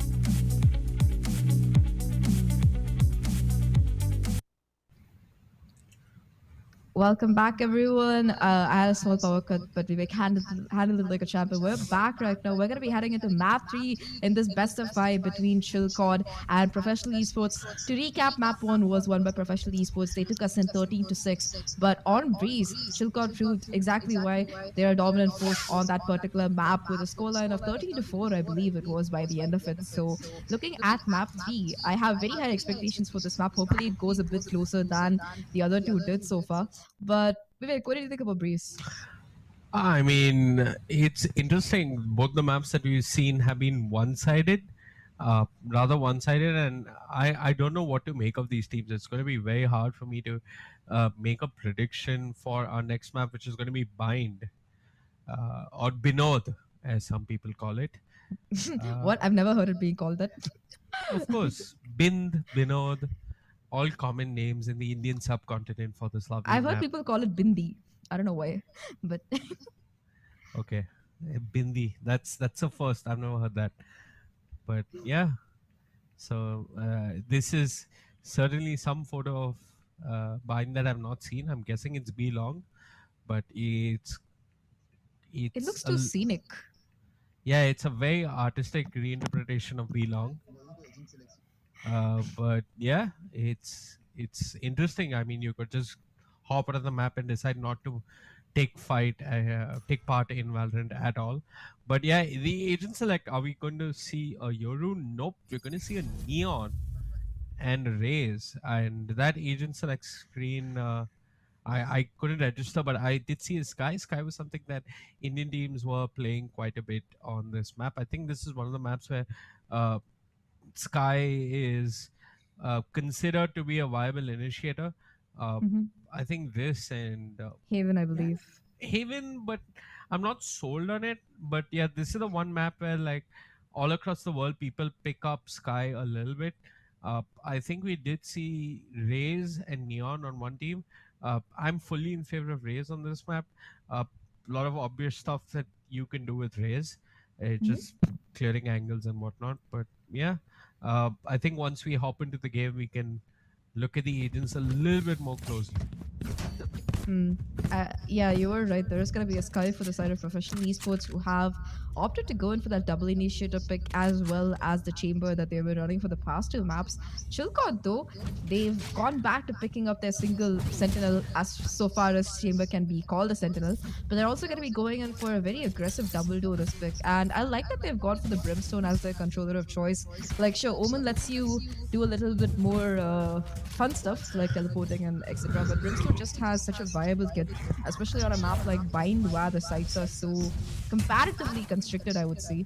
Already though, it's going to be B where the focus is for Chilcod as they try to make their way onto the site. Already B long control being taken off the back of that Prowler as well as Venka dashing in with the Neon. Spots Panprag already, the first pick coming through right now for the Chilcod. The second as well as Venka seems to have activated kill mode here. I know that's a KO line, but on Neon he seems to be doing the same thing. Finally gets shut down, but the trade is immediately there from Satan. 4 players left for Chilcod and just 2 for Professional Esports, who are in this unenviable position of making a retake happen. Shloxy, with just a sliver of HP, manages to stay alive, and I like this. Even though it's a 4v2, the sincerity from Chilcod is such that they will go for that lineup play. It's not going to be needed though, because the cleanup is there from everybody else on site. With 4 players left alive, Chilcod, they are going to take this pistol and should be able to fully buy in for this anti-eco here. Oh yeah, good stuff coming out from Chilcod. And okay, Zach, let's put our money where our mouth is. Let's try and guess the outcome on this map. What's your prediction? Who's going to take this map? I think it's probably going to be a Chilcod map because Bind is one of the better maps, and I mean the last time that these two teams faced off, that map number 3 Okay, was Bind, and I think Chilcod ended up winning that 13 to 6 or 13 to 7. So not exactly a close map unless Professional Esports have managed to figure out stuff and counter-shatter them. It looks like it's likely to be a Chilcod map, but you never know. But what do you think, Vivek? Who do you think is going to win? I'm leaning towards Chilcod as well. I think because I mean I'm Sloxy, not really expecting that, and that's why the shotty can be a little bit unfair. But yeah, I think Chilcod, they've got this. I think what really convinced me is really, really convinced me about Bind is just that Venkabot knows or is comfortable playing Neon on this map. And if Fracture is part of the veto, which I haven't seen actually, I haven't seen the full best of 5 veto. But if Uh, Fracture is part of the veto as well, I'm leaning towards Shellcard on that map as well. I think that there is going to be map number 5. The decider is going to be Fracture. It's going to be what's left online, and map number 4 is going to be Haven. So Icebox and Pearl were bans, I believe. So yeah, we are going to be seeing Haven after this, and possibly Fracture, like you mentioned. Uh, Adding it to this round, though, that was a very close anti-eco from Chilcot. Like they almost ended up losing it with Glyph being the sole survivor, taking only one spectre into this bonus round here. Venka with the judge, though, immediately manages to get a pick in this UL area. Gets a second as well, somehow badly staying alive. Gets away with just 6 HP left on him and still staying alive. That's going to be huge. That is going to be the spike coming down. And UL control is still aggressively being played right now because there's going to be a judge waiting for the recon bull. Not going to be able to really find any information there as Venka is able to dash past it. By a bit of wallbang damage coming in onto Shloksida, who does still find a kill somehow before finally being taken down. 2v3 right now, make that a 2v2 as Ashraf is able to convert it, and Venka, even though he only has 6 HP, he's going to be able to swing and get that last kill. A 3-0 right now as Chilcot. They take this bonus round in style off the back of Venka's 2 beautiful entries with that judge. You want to remember though, this is not an anti-eco. This is The bonus, yeah, this is them running a bonus. This is really impressive stuff coming out from Venka. So you know what's weird? I saw his name Venka Bot, but then I checked my Twitter and I saw his handle.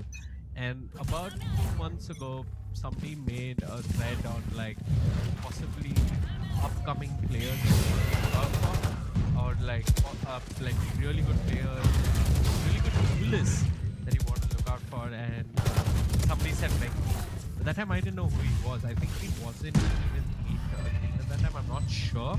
I could be wrong, but there's a good reason why somebody put him on his list. And you know, at the end, this and article don't really matter. It's the play that matters. And we saw it on his KO. We saw his clutch, although comical and interesting.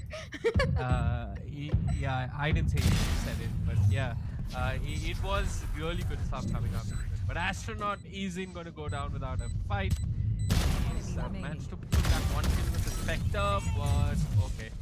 Sloxy, who had a little bit of an internet hiccup in the previous map, is back, and Chilcot, they're just, I mean, they're breeze through breeze, but excuse the move of puns, they're breezing through Bind as well. It's 4-0. They make it look so effortless. That's a really good word for it, because it's just I swear once they put Venka on duelists, like you mentioned, he is one of the most promising duelists, and I really wish somebody would sign this roster, because at this point they're performing better than half the signed rosters in the country here. But Ouch. nevertheless, it's a fair assessment. They're doing quite well for an unsigned team. I'm sorry. Again, Venkabot leading the charge here as a duelist. Panparag finally finding some value through the smoke, and he gets that kill. Shloksi satchels in, gets one pick, but is incredibly low. Does have that showstopper online though, and he might be able to do something here. However, Shower's control is still maintained by the players from the side of professional esports. Ooh, Shloksi pulls out his nade at the worst time possible. It's gonna come down to just Satan to try and clutch out this 1v2 for Chilcot to be able to keep their flawless score here. It is going to be the Sky coming in. I actually don't see the Sky on the map now, man. She's gonna be coming towards that B teleporter here, waiting to take the TP if necessary, and Satan, well, he seems to be considering just making his way towards the B side instead. He does have plenty of time available at the very least, so that is something that is in his favor, but that's about it. He has one haunt that's managed to recharge, not much in the way of utility left, and he's dealing with two players who do have a full buy available. So this is a round where he will have to go ham in order to be able to clutch it out. So as to speak, making his way over towards the B side. Will he think to check long is going to be the question. Does throw out the haunt there, and if the sky is in gamble, he's going to be caught off guard, but he doesn't get detected. So Satan might be able to make his way back over there. Peaks at the worst time possible, though. Does spot out one player. Is aware of a possible push coming in through that hookah area. Pushes through though and is able to find that pick onto the sky. A 1v1. He's isolated the fight. He's gotten him and clutches the round out. A beautiful 1v2 coming out from Satan to maintain Chilcott's flawless score. And that was incredibly well played by him. The way he managed to push the sky, deal with those flashes, and get that second kill as well. Oof. Anyone feeling generous? Just in the clutch, but even earlier on in the round, I believe he had a seize or a haunt, which gave a lot of information for the Rays to find entries on the A side. I mean, you can see Shloksi just satcheling on top of truck and going towards backside, getting that kill onto Panparag and being very, very enabled by his initiator. And obviously Satan in that 1v2, he knew that there was one player towards Shaz. He didn't know where the other player was. So he has to go B. He has to somewhat guess because he didn't know exactly where Sky was. He probably knew B. He didn't know if Sky was in hookah. He didn't know if Sky was in elbow. I think his horn was shot down, or the Sky fired a couple of bullets. So then he could guess that the Sky was towards B long. But more importantly, more than all the guesswork, the plant was really crucial. If he risked planting in the open, he could have been taken by surprise. And then the other issue with Sky is like the flashes. I mean, a KO flash or a KO flash or an Omen's near side or a Reyna Lear or any of the other flashes in the game, heck, even Breach, you kind of, it's much easier to guess exactly when your opponents are planted. The Sky did have a really good flash, but the Omen wasn't quite sure and didn't quite peek off it. Then of course Satan just pushing B long, taking that duel. Active on this time though with Blazestorm will find the kill, and Barbarag is gonna find Techno as well. Chilcott, they've been making this look so easy, but it looks as if professional esports have managed to recover in that quick timeout. Is that recovery going to be sustainable? Are they going to be able to keep this up? For now, the Venka is still alive. The Danger Man Venka finds a kill, and yep, what exactly? That's the question we're all asking ourselves. Where the heck and what the heck is Venka up to? Finally, Friction will shut him down, and now two members from Chilcott are reconsidering their options. It's just Satan as well as Glyph left alone in a 2v4 right now. They seem to be trying to rotate over towards the B side instead. The flash being popped by the Sky is going to give away her location possibly, but they might not be aware that there is a second player. Oh, never mind. The second player has rotated over towards the A side instead. So it is going to be just the Sky yet again playing towards long. Friction does have the Seekers available, so that might be an ult that he can pop to get some information anytime. The Haunt though, as well as the trademark, are going to be giving away the position of these players right now. Oh no, Glyph, he doesn't clear the corner immediately. He's gonna be punished for a Friction with the 3k on the round. The first onto Venka, the last two clean up as they try to make their way onto the B side. It's finally gonna be a round for professional esports. Better late than never, I would say. And they finally managed to get a round on board. That too, they managed to, I think, hold on 3 or 4 of their weapons heading into this next round. So at least that's gonna be a bit of a bolster coming in for their economy, something that they sorely needed. They also do have some ults available to play with there.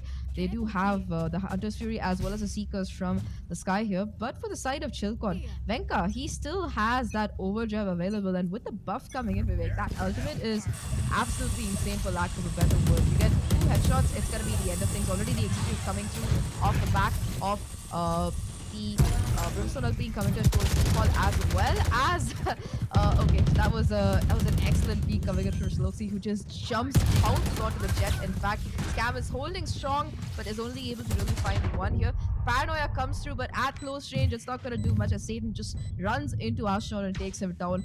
3 players left for Chilcott right now, and the 2 from the side of Professional Esports are going to have to clean it up. Benka, a little bit of a whiff, but it still works out, so all good. It's all done to just Friction here. He got a 3k last round. He's going to have to get another to be able to convert this round, but it's looking like an honorous task so far. It seems like the players are aware of where he's going to be possibly coming from. That Haunt immediately finding value and spotting out Friction. The clock is still ticking though, and he has to make his way forward into Satan's loving embrace and his demise.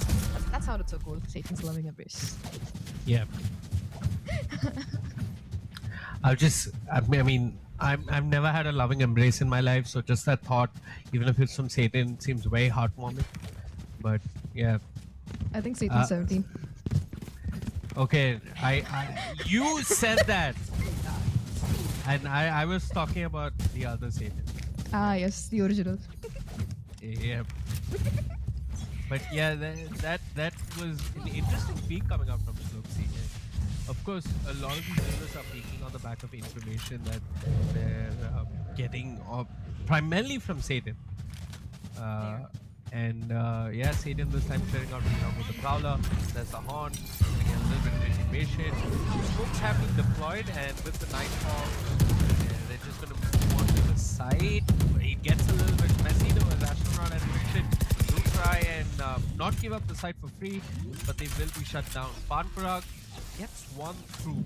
What was he? Did he spam from elbow through that glass window that sometimes people spam through this? No, I'm not quite sure. Anyways, Venka, no gun in hand, wanted to run about. Yep, get shot down, but it doesn't matter. Chillcod, sure, Friction got a 3K. Professional esports won around, but in the larger picture, again, this map, like our first two maps, has been a one-sided affair. I'm not saying that Chillcod are just beating every map with consummate ease. I mean, the first map, Professional esports, won in a very one-sided manner, and this map also seems to be very one-sided. I think map number 4, which is gonna be Breeze, will have a bit more of a game on our hands. Wait, we played Breeze. Because Haven is a map that basically every team in the Indian subcontinent is very comfortable with, seeing they've been playing it since the game itself came out. Yet again, though, it is gonna be a really quick push coming in from these players on Chillcod here, but a dead lead comes through from Astronaut, who gets the most pristine headshot onto Venkabot. They don't get traded out, but nevertheless, that was a nice shot while it lasted. 3v4 right now. Already you can see Panparag tagged up quite heavily, and he gets taken down by Cliff. 2 players left for Professional esports, and in this equal round, they're gonna have to work wonders to somehow make a comeback, and they do exactly that, because both the Judge and the Sheriff find incredible value. Active and able to pick up that upgrade on top of everything else here, and it's gonna be Scamus who makes that Headhunter really sing. Active and finally correcting the headshot as well, and that was a successful 2v4 coming in from the side of Professional esports. That too a thrifty. Oh yeah, I mean, I didn't see that coming at all, and I don't think Chillcod were quite prepared either. Actimin really coming in clutch over there, and yeah, the frag distribution seems even on the side of Professional esports, but they haven't done much. I mean, Friction, he's got 3 kills, but those 3 kills were in that one round, and it's been a quiet half so far for the side of Professional esports. If they manage to pull back to a 7-5, they're going to be very pleased with themselves, because after this round, Chillcod are not going to have a proper buy. Let's see though, Nightfall committed, Activision himself comfortable, Fox and Venka. Overdrive doesn't actually find the kill. Scamus and Actimin going on check here, and Actimin staying in that same angle away. One in an angle, gets not 1 but 2, and now it's 7-3, moving into the 11th round. Zach, Professional esports, they've got money, but Chillcod do not have a buy. Wait, am I seeing things? Are they? I think they will be able to scrape one more together, because you might see some half armor coming in, but they are gonna still be able to buy in at least a bit. They do also have some ultimates to work with, if I'm not wrong. They have that Tour de Force. Do they have Tour de Force? I didn't see. I don't mind. They yeah, they do have the Tour de Force, as well as Neon. They have the Tour de Force. Yeah. Yeah, they have the Tour de Force. So I think they are going to be trying to go in for a force buy as much as they can. And yeah, Glyph has to do some heavy lifting.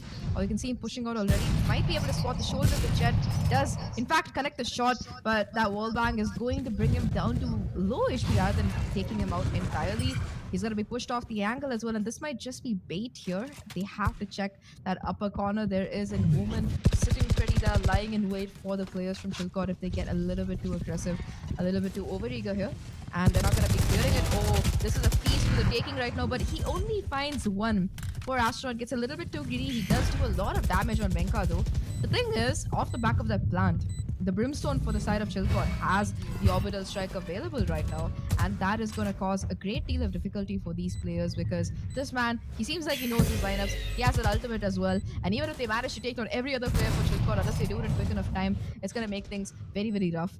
Venka as well wraps his way around. Glyph with the tour de force, finding 3 kills along with the headhunters somehow before he finally gets shut down.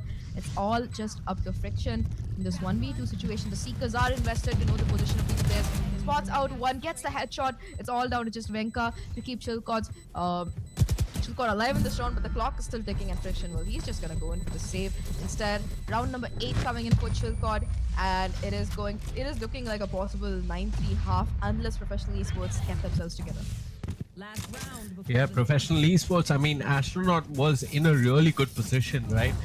But he was just too disciplined with the trigger discipline. He sees 3 people on his screen, doesn't kill the chamber because he was waiting for the push coming out from A main. The wall had dissipated, and sure, he gets 1 kill, but eventually Chilcot are just much quicker to react than he is. The spray doesn't transfer onto another or get too much done, but I think we are looking. Is that a technical pause? I don't know.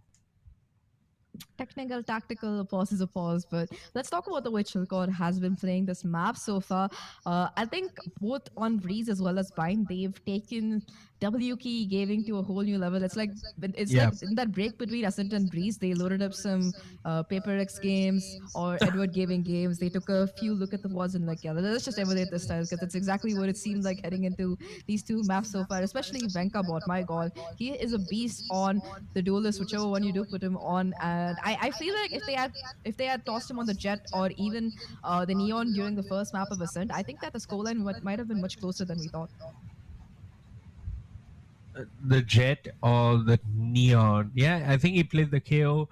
I mean, I know that KO is technically an initiator, but he is someone with whom you can frag a lot and find impact frags with. But of course, he doesn't have the mobility of a Neon or Exactly. a Jet, which really makes a huge difference for a duelist. But yeah, maybe Ascent could have been completely different. Maybe Chilcot hadn't loaded Paper X games up until then. And more importantly, speaking of Paper X games, the way Bind is being played internationally, or at least a lot of what I remember from Denmark was teams are primarily picking double controller. I think from what I remember, everybody was going double controller. At least most of the teams. Was it pretty much the go-to meta on Byte? Or am I think wrong? so. Zach?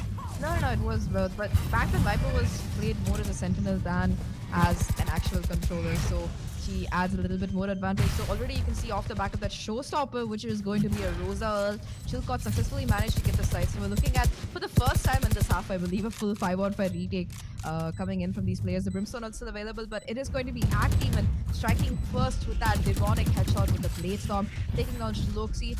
It is going to be a 5v4 right now. There's a regain elbow control, but Glyph and Techno, they strike right back here. And this hole coming in towards the elbow is going to be pristine from Venka, who takes on 2 kills without taking a single speck of damage, sliding into the DMs. I'm sorry, the face of friction. The last player closes around off the PK, and it is going to be a 9-3 half coming in for Chilcot, who look unstoppable on their attacks. The question is, can Professional Esports win this pistol? Because it's going to be integral for them to really get this into their pocket if they want to make this comeback possible. But let's see. It might still be a possibility because on Bind, where their comp with the W initiator provides a lot of high info, high value on defenses, they didn't really have the opportunity to use. So maybe they might be able to compartmentalize on it better during this attacking half.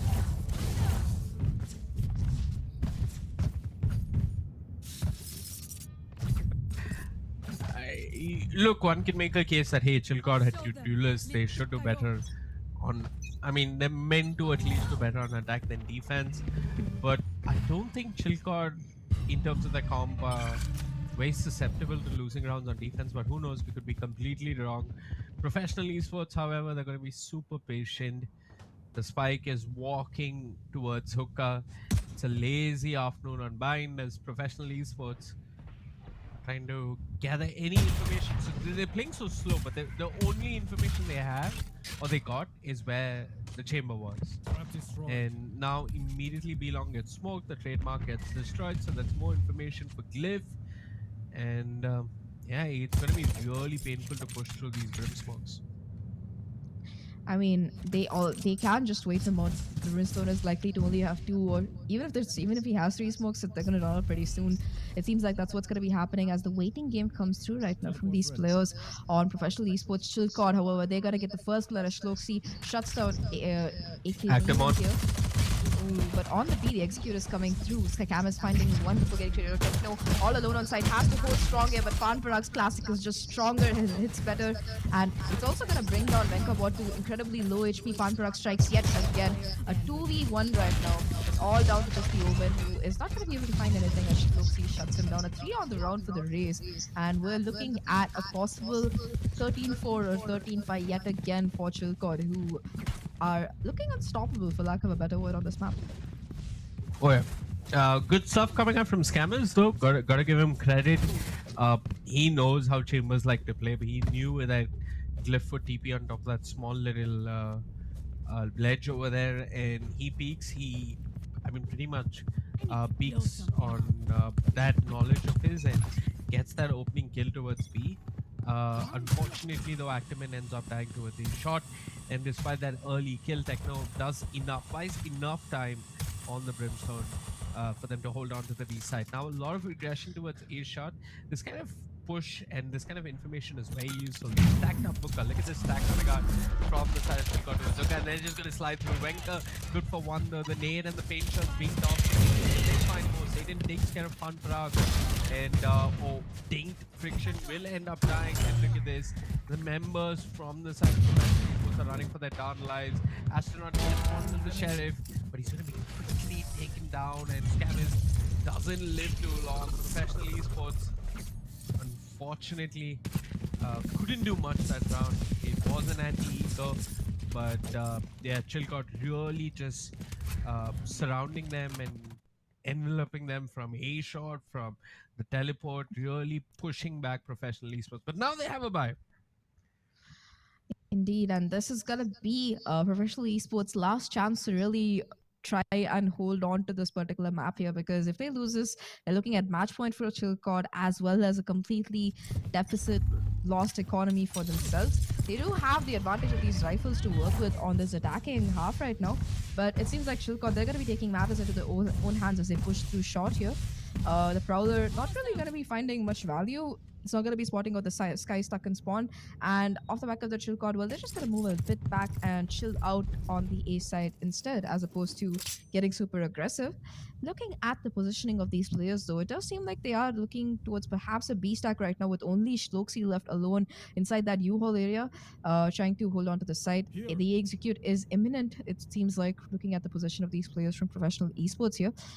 Scam is creeping up, crouch walking towards that angle, and then immediately falls back. The repositioning of all the players from professional esports has come through. It is going to be an execute, and seems like Chilcod, they have the read right now, because they're going to be stacking this A side with 4 players available.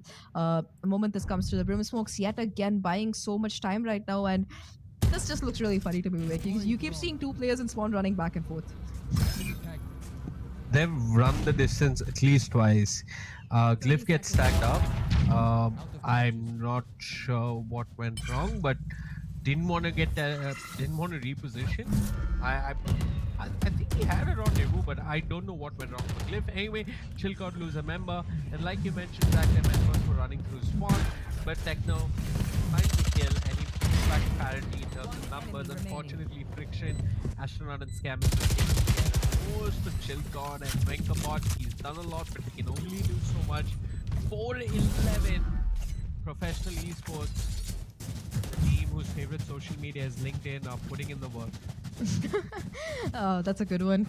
Yes, they are indeed, and they might be looking to, if they can pull this win somehow, they are going to be looking to add this to their resume as 2 huge successes in life. Either way though, it is going to be yet again a big push to their CTC.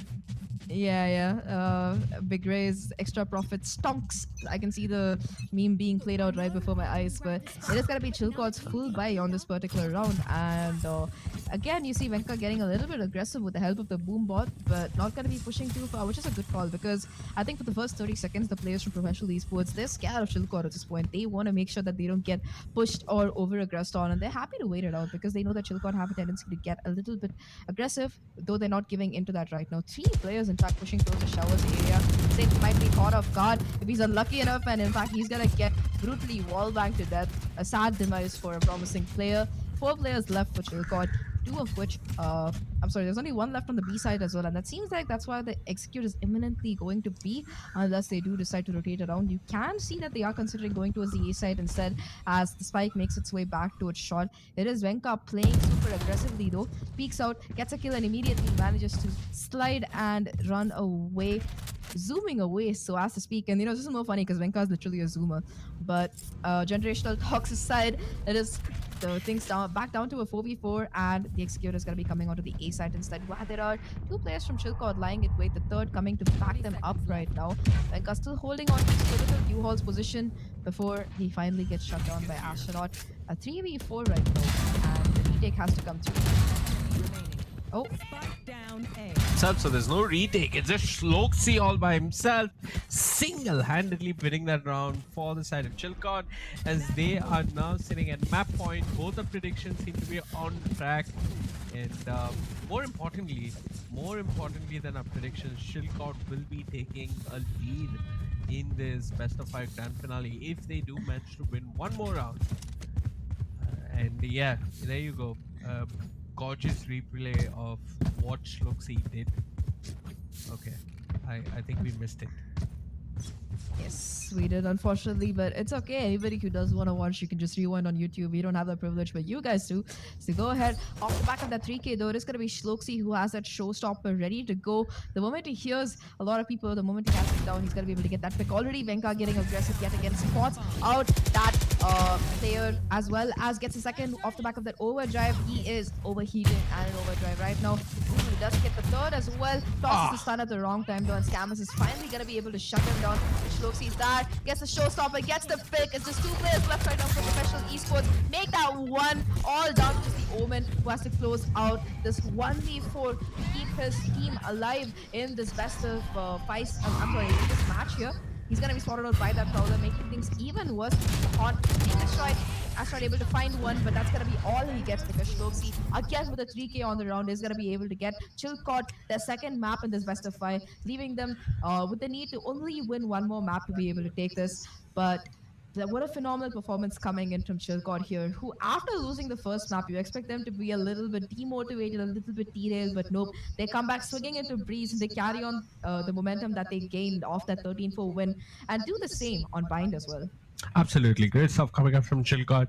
If I had to pick an MVP for this map, for the side of Chilcott, my MVP goes to Venka. And I mean, give this man a duelist and he puts in the work. Even give him KO. And we've seen that he's a key element for Chilcott's success. So yeah, Chilcott are going to take a lead in this best of 5, 2-1. They are 1 map away from winning the Valorant Monsoon Cup, brought to you by IndiGG. But for now, Zach and I, we're going to take a short break, and then we'll be back with our next map. See you soon.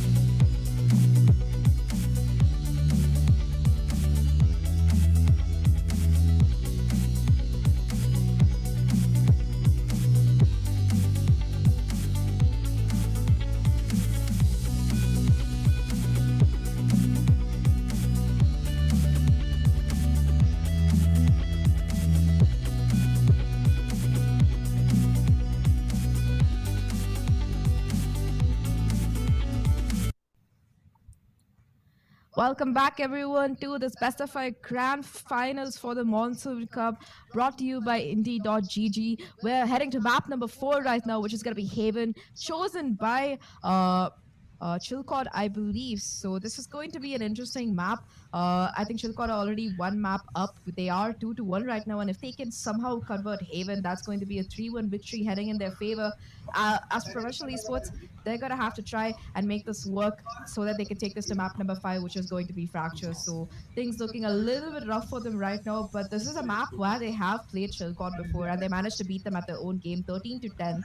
So they do have that bit of hope coming in, but it could go either way, right, Vivek? Yeah, it's like the monsoons in Mumbai. You never know if it's going to rain or not, and this is the Monsoon Cup, so I mean, it's unpredictable. Sometimes it's a whitewash, and yeah, most of the time, no matter what time it is, you want to be having some tea, which I am. So that's the Monsoon Cup, and yeah, I don't know. Like, even is so weird. Like, I just feel that the team that starts out on attack needs at least 5 rounds to win this map. If if if If they're not more. not getting 4 or 5 rounds at the, I mean, yeah, of course the lead would be great, but if they're not getting 4 or 5 rounds on attack, there that team has no chance. So I probably want to look at the agent select screen to see who's starting out on attack, and yeah, I wonder in terms of comps what it is that CA has in mind, because double duelist is not something you see too often, and it's not something that I've seen in a while that's been executed so effectively. Like Venka bot and Shloxy. I'm saying Shloka, but that's not what it is. Shloksi, yeah, they were just so good. Right? I don't remember the last time I saw double initiator in South Asian Valorant and it looked that good. So great stuff coming out from them, and yeah, can't wait for the comps. Me neither. I do hope we see some Phoenix coming in, especially with the recent Ooh, buffs. I remember when there was an era where Phoenix used to be the mainstay on this particular map, where the main focus was to farm up those ult tops and ult every 2 rounds possible. I hope we do see Venka on the Phoenix. I don't know if it's likely, but that is what I would like to see. Anyway, though, since you asked, it is going to be Chilcon who are starting off on attack. They chose the map, and team professional esports have opted to go for the defense first. I think they just want to get it over with before they really switch over to the attacking half, where possibly depending on the comp they might be feeling a little bit more confident. But talking about agent comps on Haven, I mean, of course, there is always that double initiator meta that has been sort of a staple of at least the international scene, if not the Indian scene, for a pretty long time in the last few months. But I think we're slowly seeing like a shift in the type of initiators being used, because I think before Real Fade really came into the meta, Sova was a mainstay on this particular map as well. But ever since Fade has come in, you do see her getting a lot of pick rates. And another very popular combo that I see being run quite a bit is the Breach and the Sky combo, which I think works great on Haven in particular. yeah, Breach and Sky can also work. You spoke about initiators. This is one of those weird maps where you could actually pick Astra as your controller. I Oh think, yeah.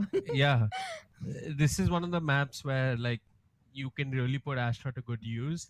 Um, I think Revenant does something very interesting on this map, which is to just take B in the pistol. I mean, most times people are not really going to give too much emphasis towards the B side on defense. We all know that it's like not the most important side. That guy is often rotating.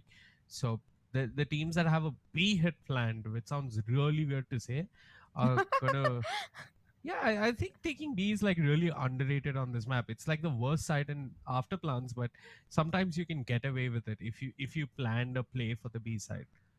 I Uh, mean, yeah, when it comes to B side, I think it really helps if you do also have that additional bit of control towards the garage and you have somebody yep, sitting in your spawn watching for a flank. If you can pull that, ideally the person sitting in the spawn would be the one with the lineups as well.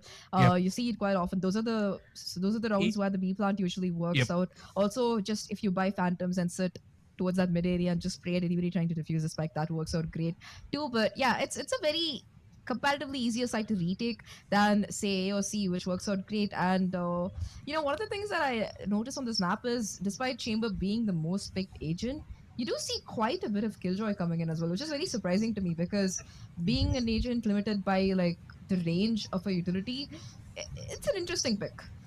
I agree with you. It is, and the way Killjoy is picked is mainly to play between Garage and C.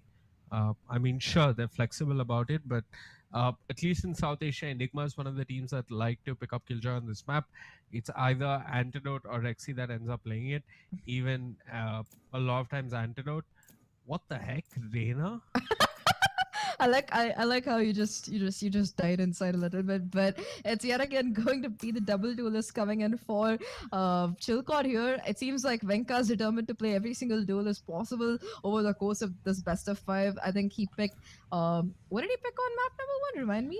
He picked KO. Yoru. Yeah, he picked Yoru, Neon, and now he's going for the Reina instead. I haven't seen a Reina on the server in a very, very long time. I think the last time I remember seeing her was when Arsenal picked it up last year during the Iceland.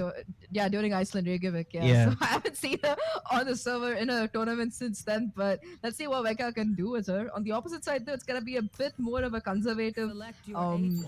lineup coming in from the players. It is going to be Friction back on his Omen from map number 1, and a Sova and KO initiator combo coming in. Interesting. I mean, KO's not bad, but not great. Like Sova's better, and I like Fate, but I give a slight edge to Sova on this map, um, primarily because on defense there are a lot of Recon lineups that are just a lot more useful than the Haunt lineups. Like Fate is really strong on offense because with the Prowler you can clear out more area than you could with an Owl Drone. Like you can take control of Ace Sewers or Ace Shot, whatever you want to call it, and that's where the Fade is a lot more useful.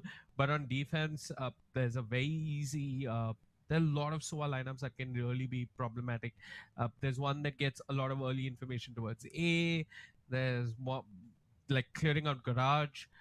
There's a lot of stuff that the SOA can do. But yeah, it's a weird comp. It's a weird comp coming out from Chilcod. Reina and Jet, this is like so dependent on those two individual players and the kind of firepower that they can bring. So yeah, I'm not sold on the Reina personally. You mentioned Phoenix. Phoenix got a couple of significant buffs, especially to his flash. And his ult. And his ult, exactly. So I forgot what the change was to his ult. You keep your armor, like even if you lose it, you come back at 150 HP no matter what they did to you when you run out. So it's basically like an extra life, but a good one. Because before the problem was if you went down, you lost your armor, you would not get it back once you were out of your ult form. But now you keep the armor, so that's still gonna keep you alive from a phantom or a red operator shot or whatever. A bit more HP to work with. Either way though, on this pistol, ooh, okay, Scammers badly gets away with this. Like, must 3 people run right into them. This see her is full on here. However, it is gonna be professional esports falling like flies past Chilcott. They managed to get the spike down. It's all down to just AK Demon and his teammate here. Both of them on the flank. One of them has been spotted. I don't think the Sovas that are really trying to give away his position. Never mind, he's been spotted as well. It's all down to AK Demon gets one, but he's gonna be incredibly low right now. How many more can he get is gonna be the question. He's already on the flank and he will be able to shut him down. First round, pistol yet again going to Chilcott, and it's a promising start for them, I would say. Yeah. I mean, they made it look so easy, and like I said, the team that gets 4 or 5 rounds on attack, they're probably going to be very comfortable moving on to defense. You're starting out on attack. This is one of the maps which does lean slightly towards attack, so it's really crucial that you put together some semblance of numbers, because if you don't, you're just gonna get stomped over. So yeah, Chilcott starting off strong. Reina and Jen, these are like, I'm feeling myself kind of feel this, and both these guys are Venka really strong with the Vandal, and Shloxi. I mean, Shloxi is kind of quiet. Like, he's not flashy, but it's not like he's boring to watch. He's very effective. He's a very good second to Venka, and these two make a perfect pair. Panparag was undetected. I saw that. I didn't want to say it, but Panparag was just sitting there when the players passing by. But that's it. He gets one with the classic. Nothing crazy like Techno from Ascent, but a little bit of economic damage nonetheless. Chilcott win their buy round, and yeah, they're off to a good start.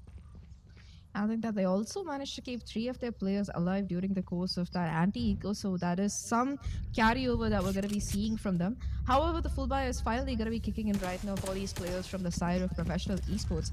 So let's see if they can pull it off, because the last two times that they've had their full buy on both Breeze as well as Bind, they've just been shut down. We're going to be seeing if that's going to be the case again heading into this particular map, as it's going to be a full-on B execute. A lot of these bonus rounds, they do tend to go for this particular side, because it's much easier to really get in as well as do some damage here already. Venka and Techno striking hard, taking on two players of their own. Venka with the dismiss, fighting to stay alive here. They know his position, they know where he is, and it's going to be AK Demon who eventually shuts him down, bringing the man advantage at least back to the side of Chilcott right now. Techno already making his way onto the side, so I think they went A, which is very interesting. AK Demon finds Satan as well. The peak not exactly working out. It's all down to just the Omen here in this 1-2-3 situation.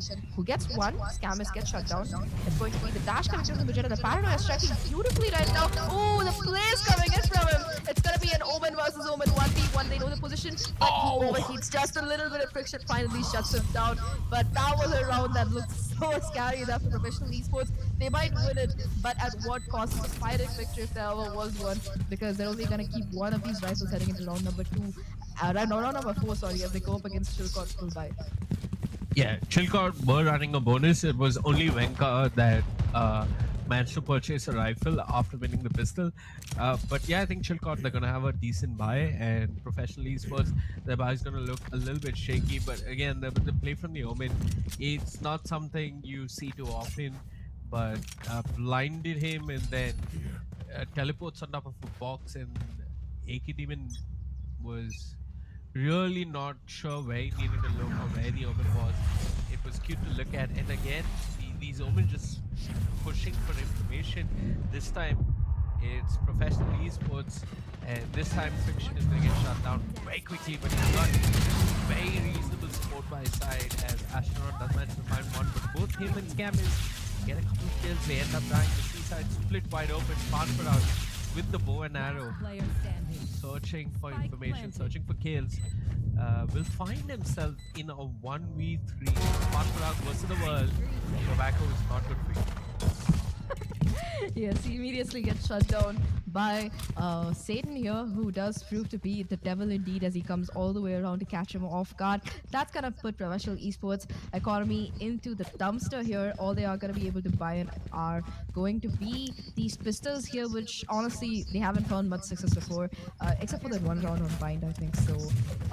But professional esports, you know, thinking about how they did play us, and they did get quite a few of those thrifties, so that might be hopefully the case coming in for them here. Yet again, there is going to be two players on the C side who have to contend with this possible 5% push coming in right now from these players from Chilcott. They are just running it down. There might be an open smoke, but nobody casts. It's going to be Venka finding that first pick onto Scam is here. Everybody on Chilcott just finding a kill for themselves, honestly, opening up the C side without much ado. It's yet again going to be the A players rotating over for the flank. Yet again, I think the position is known as well. It's going to come down to Cliff, who finds the first pick. Just AK Demon alone. It's AK Demon against the world now. A 1v5, only a ghost to his name. And he has to try and close this out somehow. Immediately gets spotted out by two players from Chilcott, and the damage is being done. I think they might even try to go for the knife here. Never mind. It's gonna be AK Demon at least able to find one as he takes down Cliff. Gets a second as well before Venka finally shuts him down. The round going towards Chilcott. They do, I think professional esports, they do make it a little bit expensive, but their economy is thriving at this point after 4 victories in a row. So I think they're doing quite good. They're chilling, so as to speak. Yeah, they're chilling and having a fun time on the server. I mean, you can see both the duelists are just pressing W. Of course, there's a lot of thought behind it, but yeah, they're making it look very easy. Now things get a little serious because AK Demon, he's invested in an operator. He's pretty much hoping that he gets an early pick towards A main. And this is why I like the Sova. I mean, I'm sure there is a fair lineup which kind of mimics that, but that is definitely the easiest way to get early information towards A main. All the operators being spotted, but Stokesy walks into it. The Prowler not enough. can regress. He's got the dash, will dash away, 18 points of health, gets on top of the box. He's got to be concerned about ace shot because the push could come from anywhere. But look at Wenkabot on your minimap, folks. This guy is snuck in a garage. Wenkabot is going undetected. The Reyna lurking. The nightmare of my pubs is coming through in a professional game as the Reyna, the lurk, gets dealt with, and now just 3 members from Chilcod, and they're going to converge up on the seaside. They've got to be a little careful because you, the KO. Oh, okay. Astronaut, I don't know if his position was given up, but nonetheless, he ends up dying. And now, Chilcod. It looks scary. They lose a duelist early on. They lose Wenkabot, but they find themselves with an advantage. It's a 3v2. They've taken care of Fanparag, and the Jet has to save. This is it. I think they're aware. They know that he has the operator, so they might try to hunt him down. It is a little bit of spray coming through already from these players, and I think they also know that he has been damaged up quite a bit. Oh, that shot going wide is going to make things more difficult for AK Demon to try and save this operator. Just one breath away from his demise. Like literally any gun or even a little bit of fall damage from Heaven, if he does take some, indeed will do a lot of damage. He tries to put the cloudburst down to get away with his life, but it's going to be Satan yet again. Is going to be the devil in the dish as he takes him down. 5-1 right now. Chilcod really building up the lead here, and we are looking at a possible 3-1 here if they keep this up. Oh yeah, we are looking at a 3-1. I mean, There. I said it at the beginning of this round, right? The operator shows a serious intent of trying to pull together a reasonable defense because other than that one round, which was Chilcod's bonus, there's nothing too convincing coming out from professional esports and their defense. This time, no operator. It's a Marshall, and the Marshall gets bested. Satan, not a driving, but they did have a little gets the initial kill, drops the Nightfall, and hits the pain enabling list. They know exactly where everyone is. The positions marked, the lines leading to their death as just up in. Yep, they know exactly where Fanparag is. 3 members on his screen for a brief second, and he lasted only a brief second. He got 6-1. They also have that operator. They still managed to hold on to that operator, so that's gonna make things even more rough for professional esports, who are gonna be able to afford. Well, it's gonna come down to AK Demon and whether he can really manage to convert this first blood coming through. I think the last time around he did do, in fact, just that, but they got overrun on the opposite side. The rotation from Chilcod was incredibly quick and a bit unfortunate for them. Nevertheless, though, it is going to be like you mentioned, a 6-1 scoreline yet again. Towards A is where the operator is going to be played, and there's nobody from Chilcod towards A, so that's going to be a waste, at least on the onset of the map. It seems like B is where the execute is going to be. And already, finally, the first blood coming in off the bat, fourth side of professional esports who get that clean headshot onto Techno. That's going to mean no more controller, no more smokes available, and it's going to make executing onto B so much more rough right now. The spike still seems to be making its way towards that area though, unless they're very careful. You see AK Demon peeking at the right time, able to convert that pick onto Shloxi. 2 players already down from Chilcod, 3 left to go. If professional, they want to win this round here. Glyph towards the garage area. He's sneaking up, seeing if he can find any kind of impact, but isn't going to be able to do that precisely. Will be forced to fall away as that drone is being invested, but he's going to be walking right back. AK Demon with the op does win out that battle between the two super expensive weapons. So it's going to come down to just Venka as well as Glyph in a 2v4 situation, and they have a lot of work on their hands, Vivek.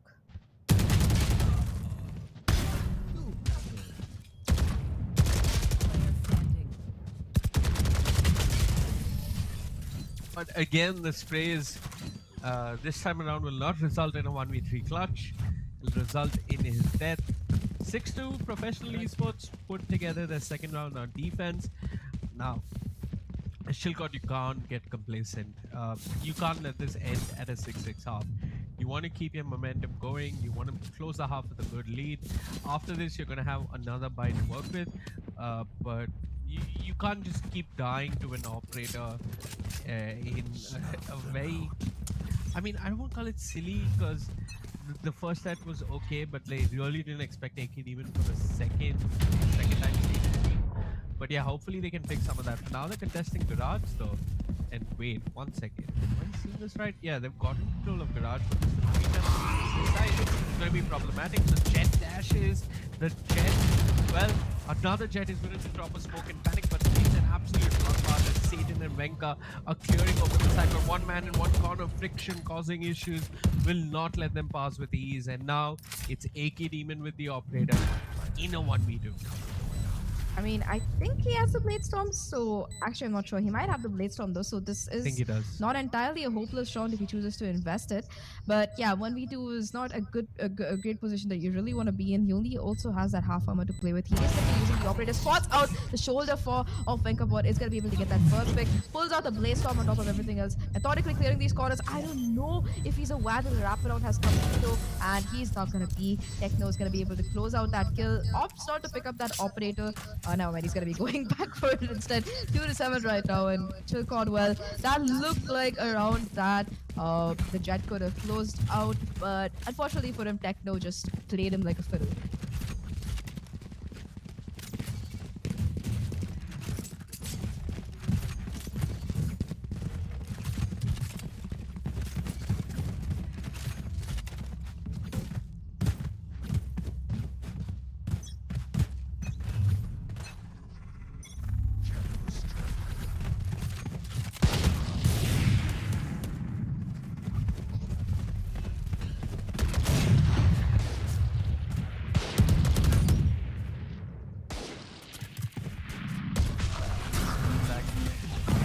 Not convinced. Yeah, finally the first blood does go in favor of professional esports. However, it's going to be the jump with the classic coming out from Friction.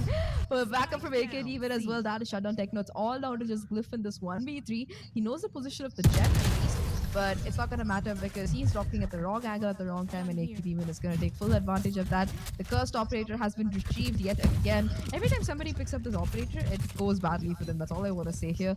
But yes, 3-7 right now, and this map, as surprising as it sounds, is not looking like the same one-sided affair that the past few maps have been seeming like. If professional esports can close this out at a 5-7 half or even a 4-8 half, and they take the subsequent pistol, it is going to be a much closer matchup than we've seen over the course of this final so far. Looking at Chilcot, though, it seems like they've been focusing towards mid and B all this time, but now they're finally going to try to go in for that A execute instead. Techno of all weapons to buy out that Taki goes in for the Odin. Not really finding value. It's going to be AK Demon striking first with that operator shot, connecting with Shloxy right now, and off the back of that, it is going to be the Omen TPing back with the spike. He doesn't want to go alone. He doesn't want to risk dropping it in the crosshairs of AK Demon, possibly. The Sova is going to do it. Not going to spot out here. Cliff not really finding the timing though, as he jumps desperately to stay alive as the whole line. Oh yeah, Venkabot though with the nerd crosshair finding success. Finds 2 crucial kills and he's looking for more. Whose temple comes between those glasses is the question on Venka's mind. And this time it's his own temple as Astronaut shoots straight between the eyes. But all said and done, they have the numbers. I think they've got this round. Seems very unlikely in my opinion that Professor can pull this one together. The Odin blinded with Friction.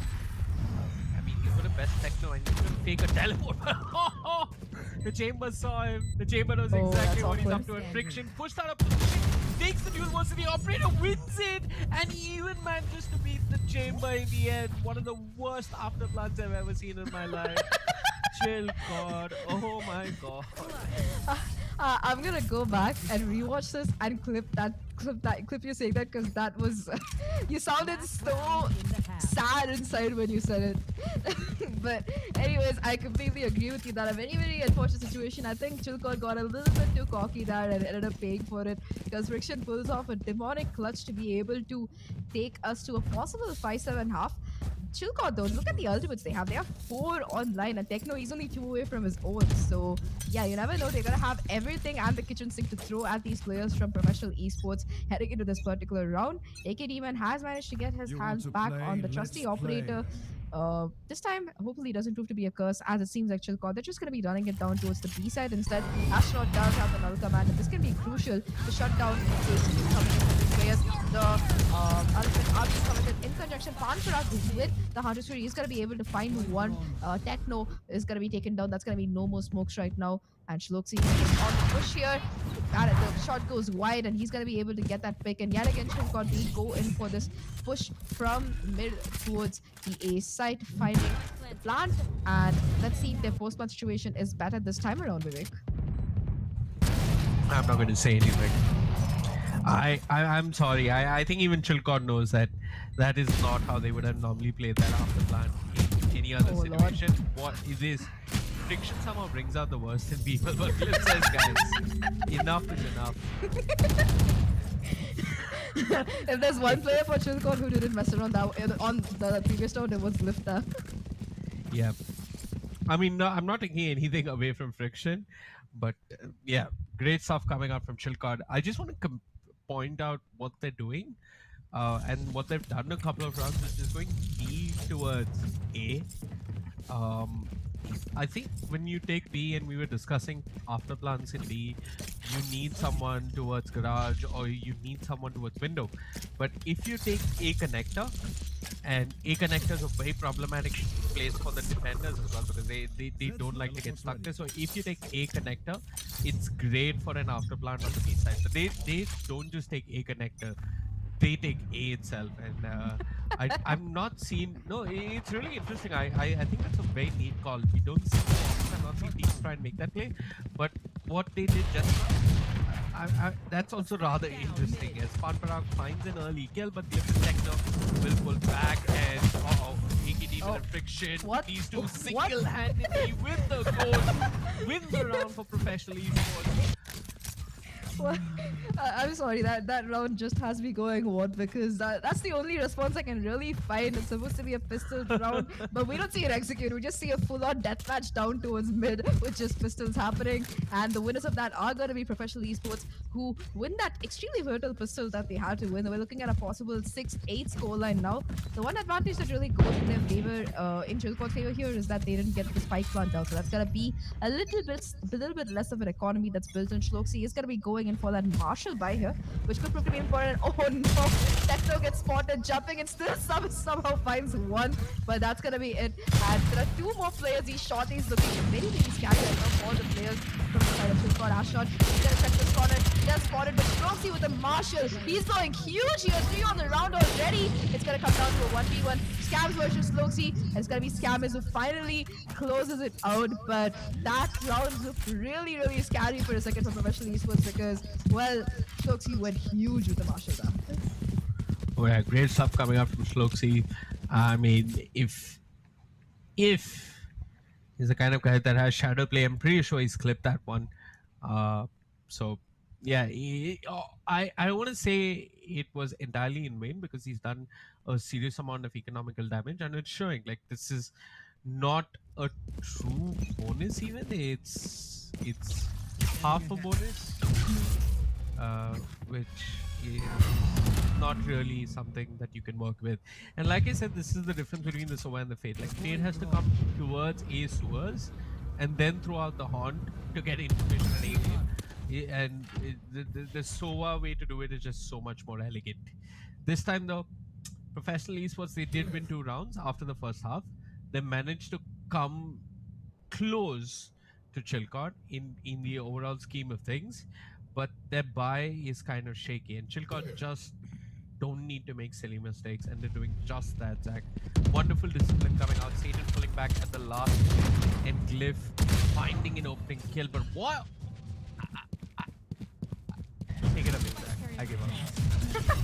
I honestly feel that it is going to be Satan who finds that first pivotal pick, but then gets shut down. Just 2 players left for Chilcott, but Venkabot, he's still going huge here. Gets that pick onto Astronaut, gets the second as well onto AK Demon. It's all down to just the movement here. Friction, he's got huge before, but this time around it's not going to be happening as we're looking at 6-9 right now for Chilcott. Nice, but apart from that, it is going to be the full by kicking in for the side of professional esports here. So they really need to win this round because otherwise they are looking at double digits coming in for the side of Chilcott, and them also gaining an almost insurmountable amount of momentum. At least the economic damage was good from their side though, because I think they did manage to take down 3 of the players from Chilcott. Yeah, but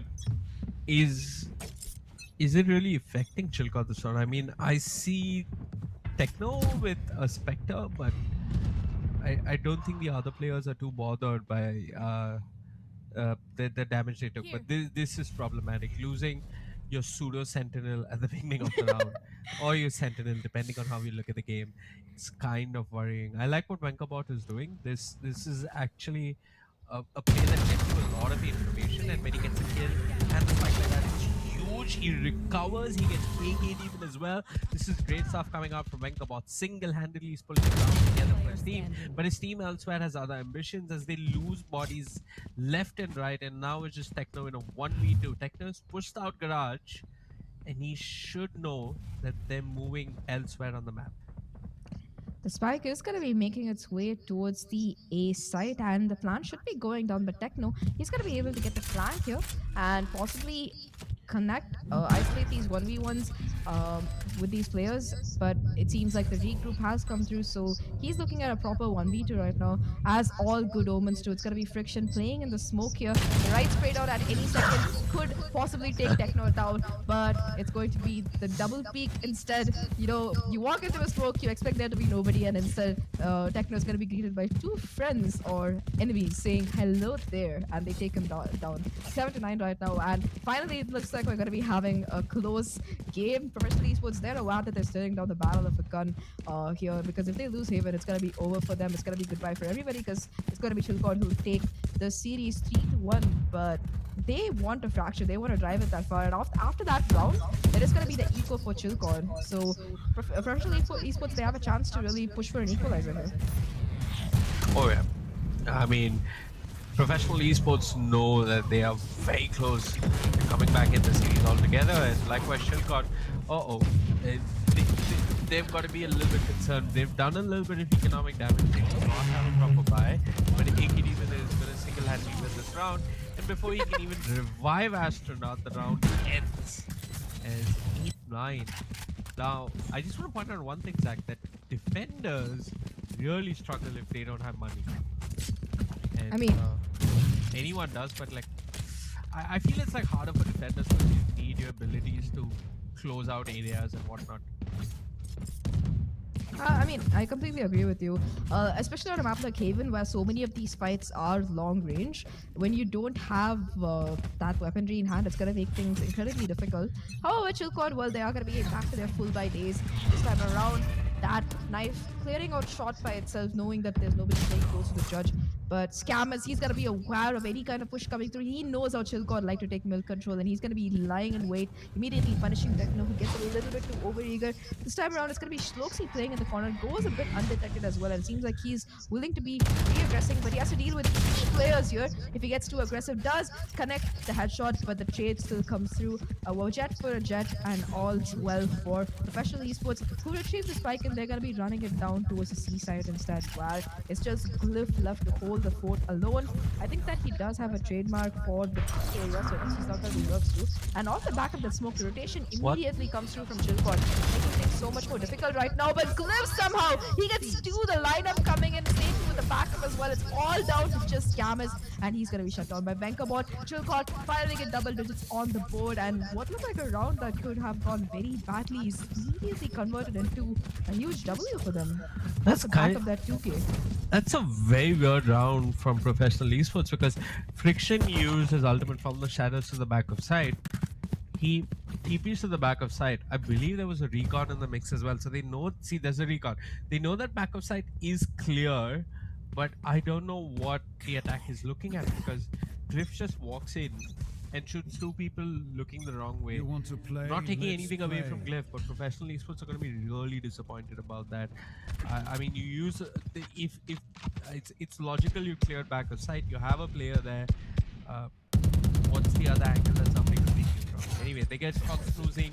Again, this entire map, Zach, has been like a difference of 2 rounds primarily. At least this half, it's just 2 rounds separating both teams. It boils down to 1 round here and there, but it's tooth and nail between both these teams. And yeah, Professional Esports, they've got a bye, but I mean, I'm not quite sure if they have enough in the tank. And also, this is where fatigue starts to set in, right? Like, Haven is a map where, as an IGL, you can get really frustrated if you're not finding an opening, if your team doesn't listen, if you're the map is so huge, you can have like a teammate die somewhere and then you don't know what to call because he's just gone and died like an idiot at garage. So Oh no, I've been there. I used to play. I used to IGL for a team and I had the exact same problem. You always used to bad Haven because we had so much trouble with it. Venka and the smoke already finding tremendous value though as he takes on two players. AK Demon finally getting the trade, getting two in fact for his troubles down from the short area. And the short area, well, it still has Pan Parag in action. He's still alive, but the TP doesn't go through in time. It's gonna come down to this 1v2 situation. There is no time on the clock either, making things so much more rough. Pan Parag able to get one. It's going to be a 1v1 right now. He sticks the spike, but he has to stay alive. And Glyph, he's not going to be able to find the timing. It's going to be the question of who can find the timing better, and that is going to be Glyph at the end. 11 to 8 right now, and slowly but surely Chilcod are pushing for the inevitable. They are taking this closer to map and series point, and they're only 2 away from closing out this grand final in style. yeah, great stuff coming out from Chilcod. I mean, Venkabot, guys, if you're watching, I mean, I don't know what Venkabot's right ID is, but find this nerd crosshair, copy it, copy it, use it in your games. There's been a patch change, guys. You gotta get crosshairs that look like accessories. I mean, then- if you tag him on Twitter and ask him to share the crosshair details, I'm sure he'll be happy to. He can inspire the new movement of demonic crosshairs in this country. Absolutely.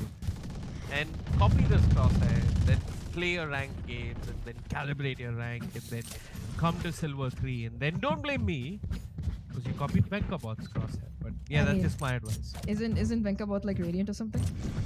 Yeah, but when we try and copy that crosshair and we try and play it, we're not going to look that good.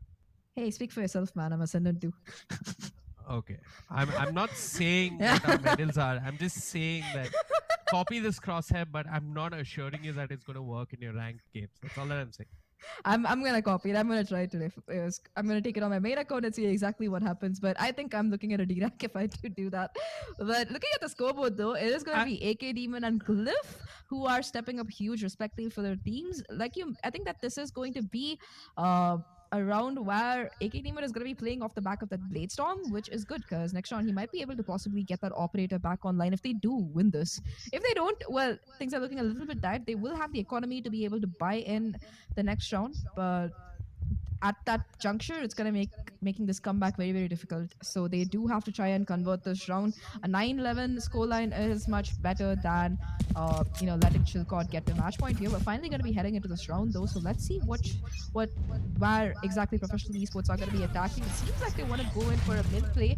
That knife not really finding much value here as Techno with the one-way tries to spot out some feet. Not going to be working out though, as it's going to be Astronaut instead who gets that first kill, taking on Venkabot. Whenever Venkabot gets shut down right off the bat, it usually seems to be a conversion coming in for the side of professional esports. Satan though able to get the trade. Astronaut still going strong, getting 2 picks already on the round, setting himself up for an ace perhaps? Question mark. Either way though, with 3 players left for the side of Chilcod, where exactly are professional esports opting to attack? The answer does seem to be the ace side, but they have to deal with not 1 but 2 players from the side of Chilcod who are still playing on the site here. I think one of them even has the tour de force if I'm not wrong. We'll find out soon enough. Nope, he doesn't. Glyph dies, and now it's just good old Slokski. And Slokski dies rather quickly as well. And yeah, it's one man from Chilcod. It's Techno. He's done a lot in the past. He's been impressive on the Viper. He's been impressive on the Omen. But this is a tall ask team for him. 1v4, he's getting spammed. He managed to win 1-2 was taking even. And he's out of series point, but it's not happening in this round. They're not going to reach that just yet. Professional esports will not go down without a fight. This doesn't look good on one's resume. They're going to fight till the bitter end. I feel very bad for the K over there. He got 4K and his teammates knew exactly where the last player was, but instead of risking him getting the ace, they just spray him down in conjunction there. So a great round coming in from Professional Esports. They managed to hold on to 3 rifles heading into this particular round, and yeah, I think that's pretty important. Glyph does have the Tor, of course. I don't know if he's going to be using it. Yeah, he is. He is going to be using it in this particular round, and he's going to be playing it on mid, which is an interesting choice. You usually see it being played towards either that A long area or even A short or towards C long. Already Venka getting a little bit trigger happy yet again is going to be made to pay for it. This time around, though, Shloxy is not going to be able to work any kind of magic with that Marshall because he instantly gets shut down by his jet counterpart. Glyph running onto side, desperately trying to get there in time to be able to put in the store of force, but unfortunately, he's going to be spotted out by this Sova drone here. Still holds the angle though, and that might trigger the rotation yet again, as it seems like C is where the action is at. Just Satan at this garage area. He does have that shorty though, and this kind of weapon can prove to be pretty important or pretty dangerous in these kind of rounds. Finds one, but that's gonna be all he gets because they're gonna be heading towards the seaside right now. The lurker scam is scamming for Techno there as he dies as well. It's all down to just the tour of force Glyph, the solitary hope left for Chilcott in this particular round in a 1v4 situation. And the question is not whether he can clutch it, but how much can he really find?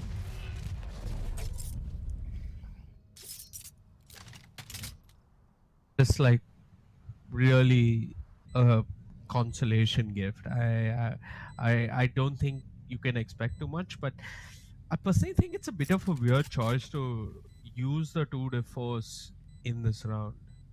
I mean, like everybody is running in eco, and it's kind of it's a gamble. I wonder if it would be better saved for the next round. But yeah, Glyph is gonna get a couple of kills. He picks up a Vandal. 1v3, people are going to start chasing him. Nobody's going to knife him because professional esports are super disciplined. But Glyph is going to knife. Oh, okay.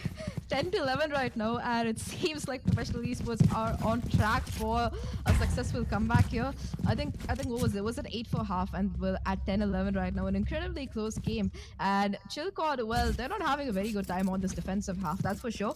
They are going to be investing in that operator this time around. I think probably running it towards the seaside instead. And what is this defense? They have not one, not two, but 3 players playing around that seaside area. In fact, the operator is going to be invested towards the garage of all places, if I'm not wrong. If the jet does have possession of it, Techno going into the jump peak is going to spot out a legion of people running right at him, so he's going to be like, nope, I'm out of here. No, man, he's still going to be playing on side. Does get AK Demon, but he's going to be spotted out and spammed to death. Is going to be Astronaut, who finds 2 somehow. Glyph with the operator. He gets spotted. That's going to be Venka with the trigger discipline, though. He's going to be able to clean up the last 2 players on site, and with that, Chilcott block and match point. Always check your corners, ladies and gentlemen, because otherwise that's exactly what's going to happen to you. Venka will be the monster from your dream that pounces on you and says hello there at the worst time possible. Absolutely. I mean, crazy stuff coming out from Venka. It's not about what's happening. It's really how you see it. And they lost numbers early on.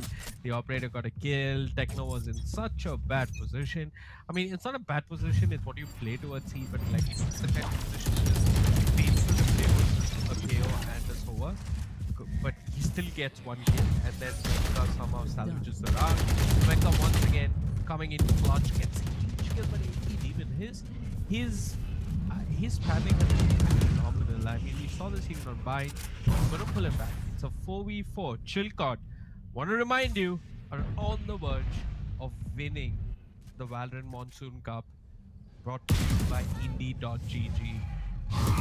Yeah, GG. Slokski dies for no reason. I mean, this is not necessary, but yeah, 3v4. A little bit too over-ego there as he tries to go in for the chase, but AK Demon was ready for it. He gets 2 on the round already, and it seems like it is going to be an A execute at the end of things. Nobody really on the A side here. Glyph is going to be rotating over pretty soon, so it is going to be the operator making its way back towards the A side, but it seems like yet again a rotation plan has come through. I want to know who the IGL is for professional esports, because this person has the best street possible. They're going to be making their way towards the C side, but 30 seconds left, so they're going to have to get in or get go home The Omen is going to be aware that it's probably going to be a C hit coming because of the fact that both the smokes have been committed. The rotation from Chilcott coming through, but I don't think it's going to matter for much unless, of course, Techno manages to push some heroics off here. Dismisses the spike, denies the spike plant. He does get traded off with 13 seconds left on the clock. They have to get this down. They have to get this going. Scam is and just to connect the shot onto Satan. It's all down to just Glyph here. Spots out the barrel of that operator, but can he connect the shot? Is going to be the question. He does. A 1v2 left for him to clutch out right now for everything in this over the course of this tournament. AK Demon as well as the Omen left in this 1v2 situation. Glyph making his way forward, trying to connect the head out of Glyph, but not really managing to do that. And with the 4K on the round, AK Demon keep professional esports alive. We need one more round to push this into overtime, Vivek. And with the way they're playing, I think that's a very likely possibility. It is indeed a possibility, but like, I mean, claps of respect to Glyph. It's not about how many kills he managed in that clutch, but the way he played it. That is the most perfect way you can play this. I mean, he sees the barrel, he's so sharp, so quick, and then he switches over to the headhunter. And even though he didn't land any of the shots, it's not about landing the shots, it's just the way he played it. He played it fundamentally so well. His knowledge of where his opponents could be really shows that technically and mechanically this guy is sound. He knows where he needs to be, where his opponents could be. His read was solid, but unfortunately it's not enough. Chilcod, not coin, there's no such word. They're sitting at series and talking point. And Glyph is going to get them there. The operator, the headhunter, he's single-handedly going to shut down two members of professional esports. The spike still there with Panparag. 12-11.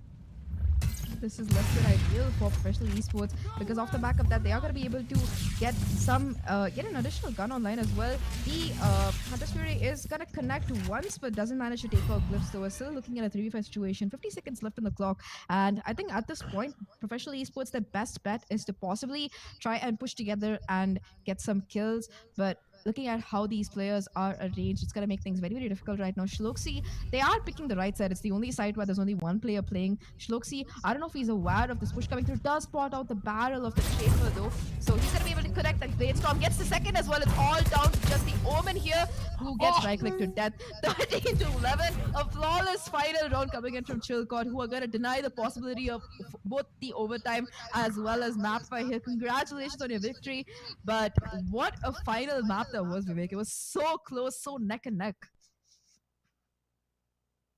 Stuff coming out from Chilcott, and at the end it was just like individual brilliance. If I wasn't paid to do a job, I would drop my headphone and just walk out of the room because that was some of the most insane shit I've ever seen. Glyph early on towards a shot, and then Schlocksky towards the end, with the jet, with the blade storm, spots a player, gets him, gets another, and then dashes in, and with the alt fire on the blade storm, gets the last kill of the tournament. Chilcott, they are your deserving champions of the Valorant Monsoon Cup, brought to you by IndiGG. It's been an absolute treat watching them play. They are a fun team, Zach. It's something you can't take away from them. I mean, they live up to the name. When you're called Chilcott, you better be chilling. And that's what they were doing for a lot of the map. It honestly felt like one of my public competitive games because everybody just seemed to be doing whatever they liked. Massive individual plays. Either it works out great or it doesn't work out really great. But I think overall, when it comes to team coordination, Chilcott did have a little bit more than professional esports by the end of it. So that is going to be what eventually nets them the win. That and of course Venkabot being just an absolute beast. So everybody watching, do make sure to DM him or tag him on Twitter and ask him for that crosshair because that is going to be what either gets you to Radiant or back to Iron if you play your cards right. I'm not going to tell you which is right, but yeah. I'm already at Iron. Joke's on you. No, but yeah. It's been a fun tournament, guys. Indie.gg, they're organizing a bunch of tournaments. On the YouTube chat, there's a pinned comment.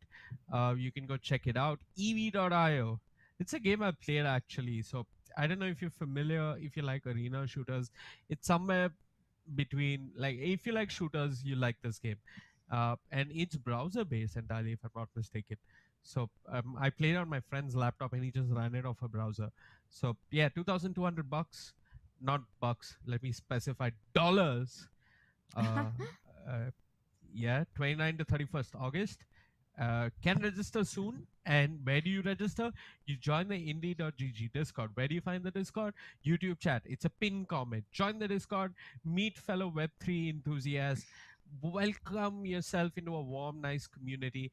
And then they have another tournament coming out. There's a girl with a bow and arrow. This game is called Titan Arena. 1st to 4th September, $1,200. Imagine you win both, you got $4,000 with you.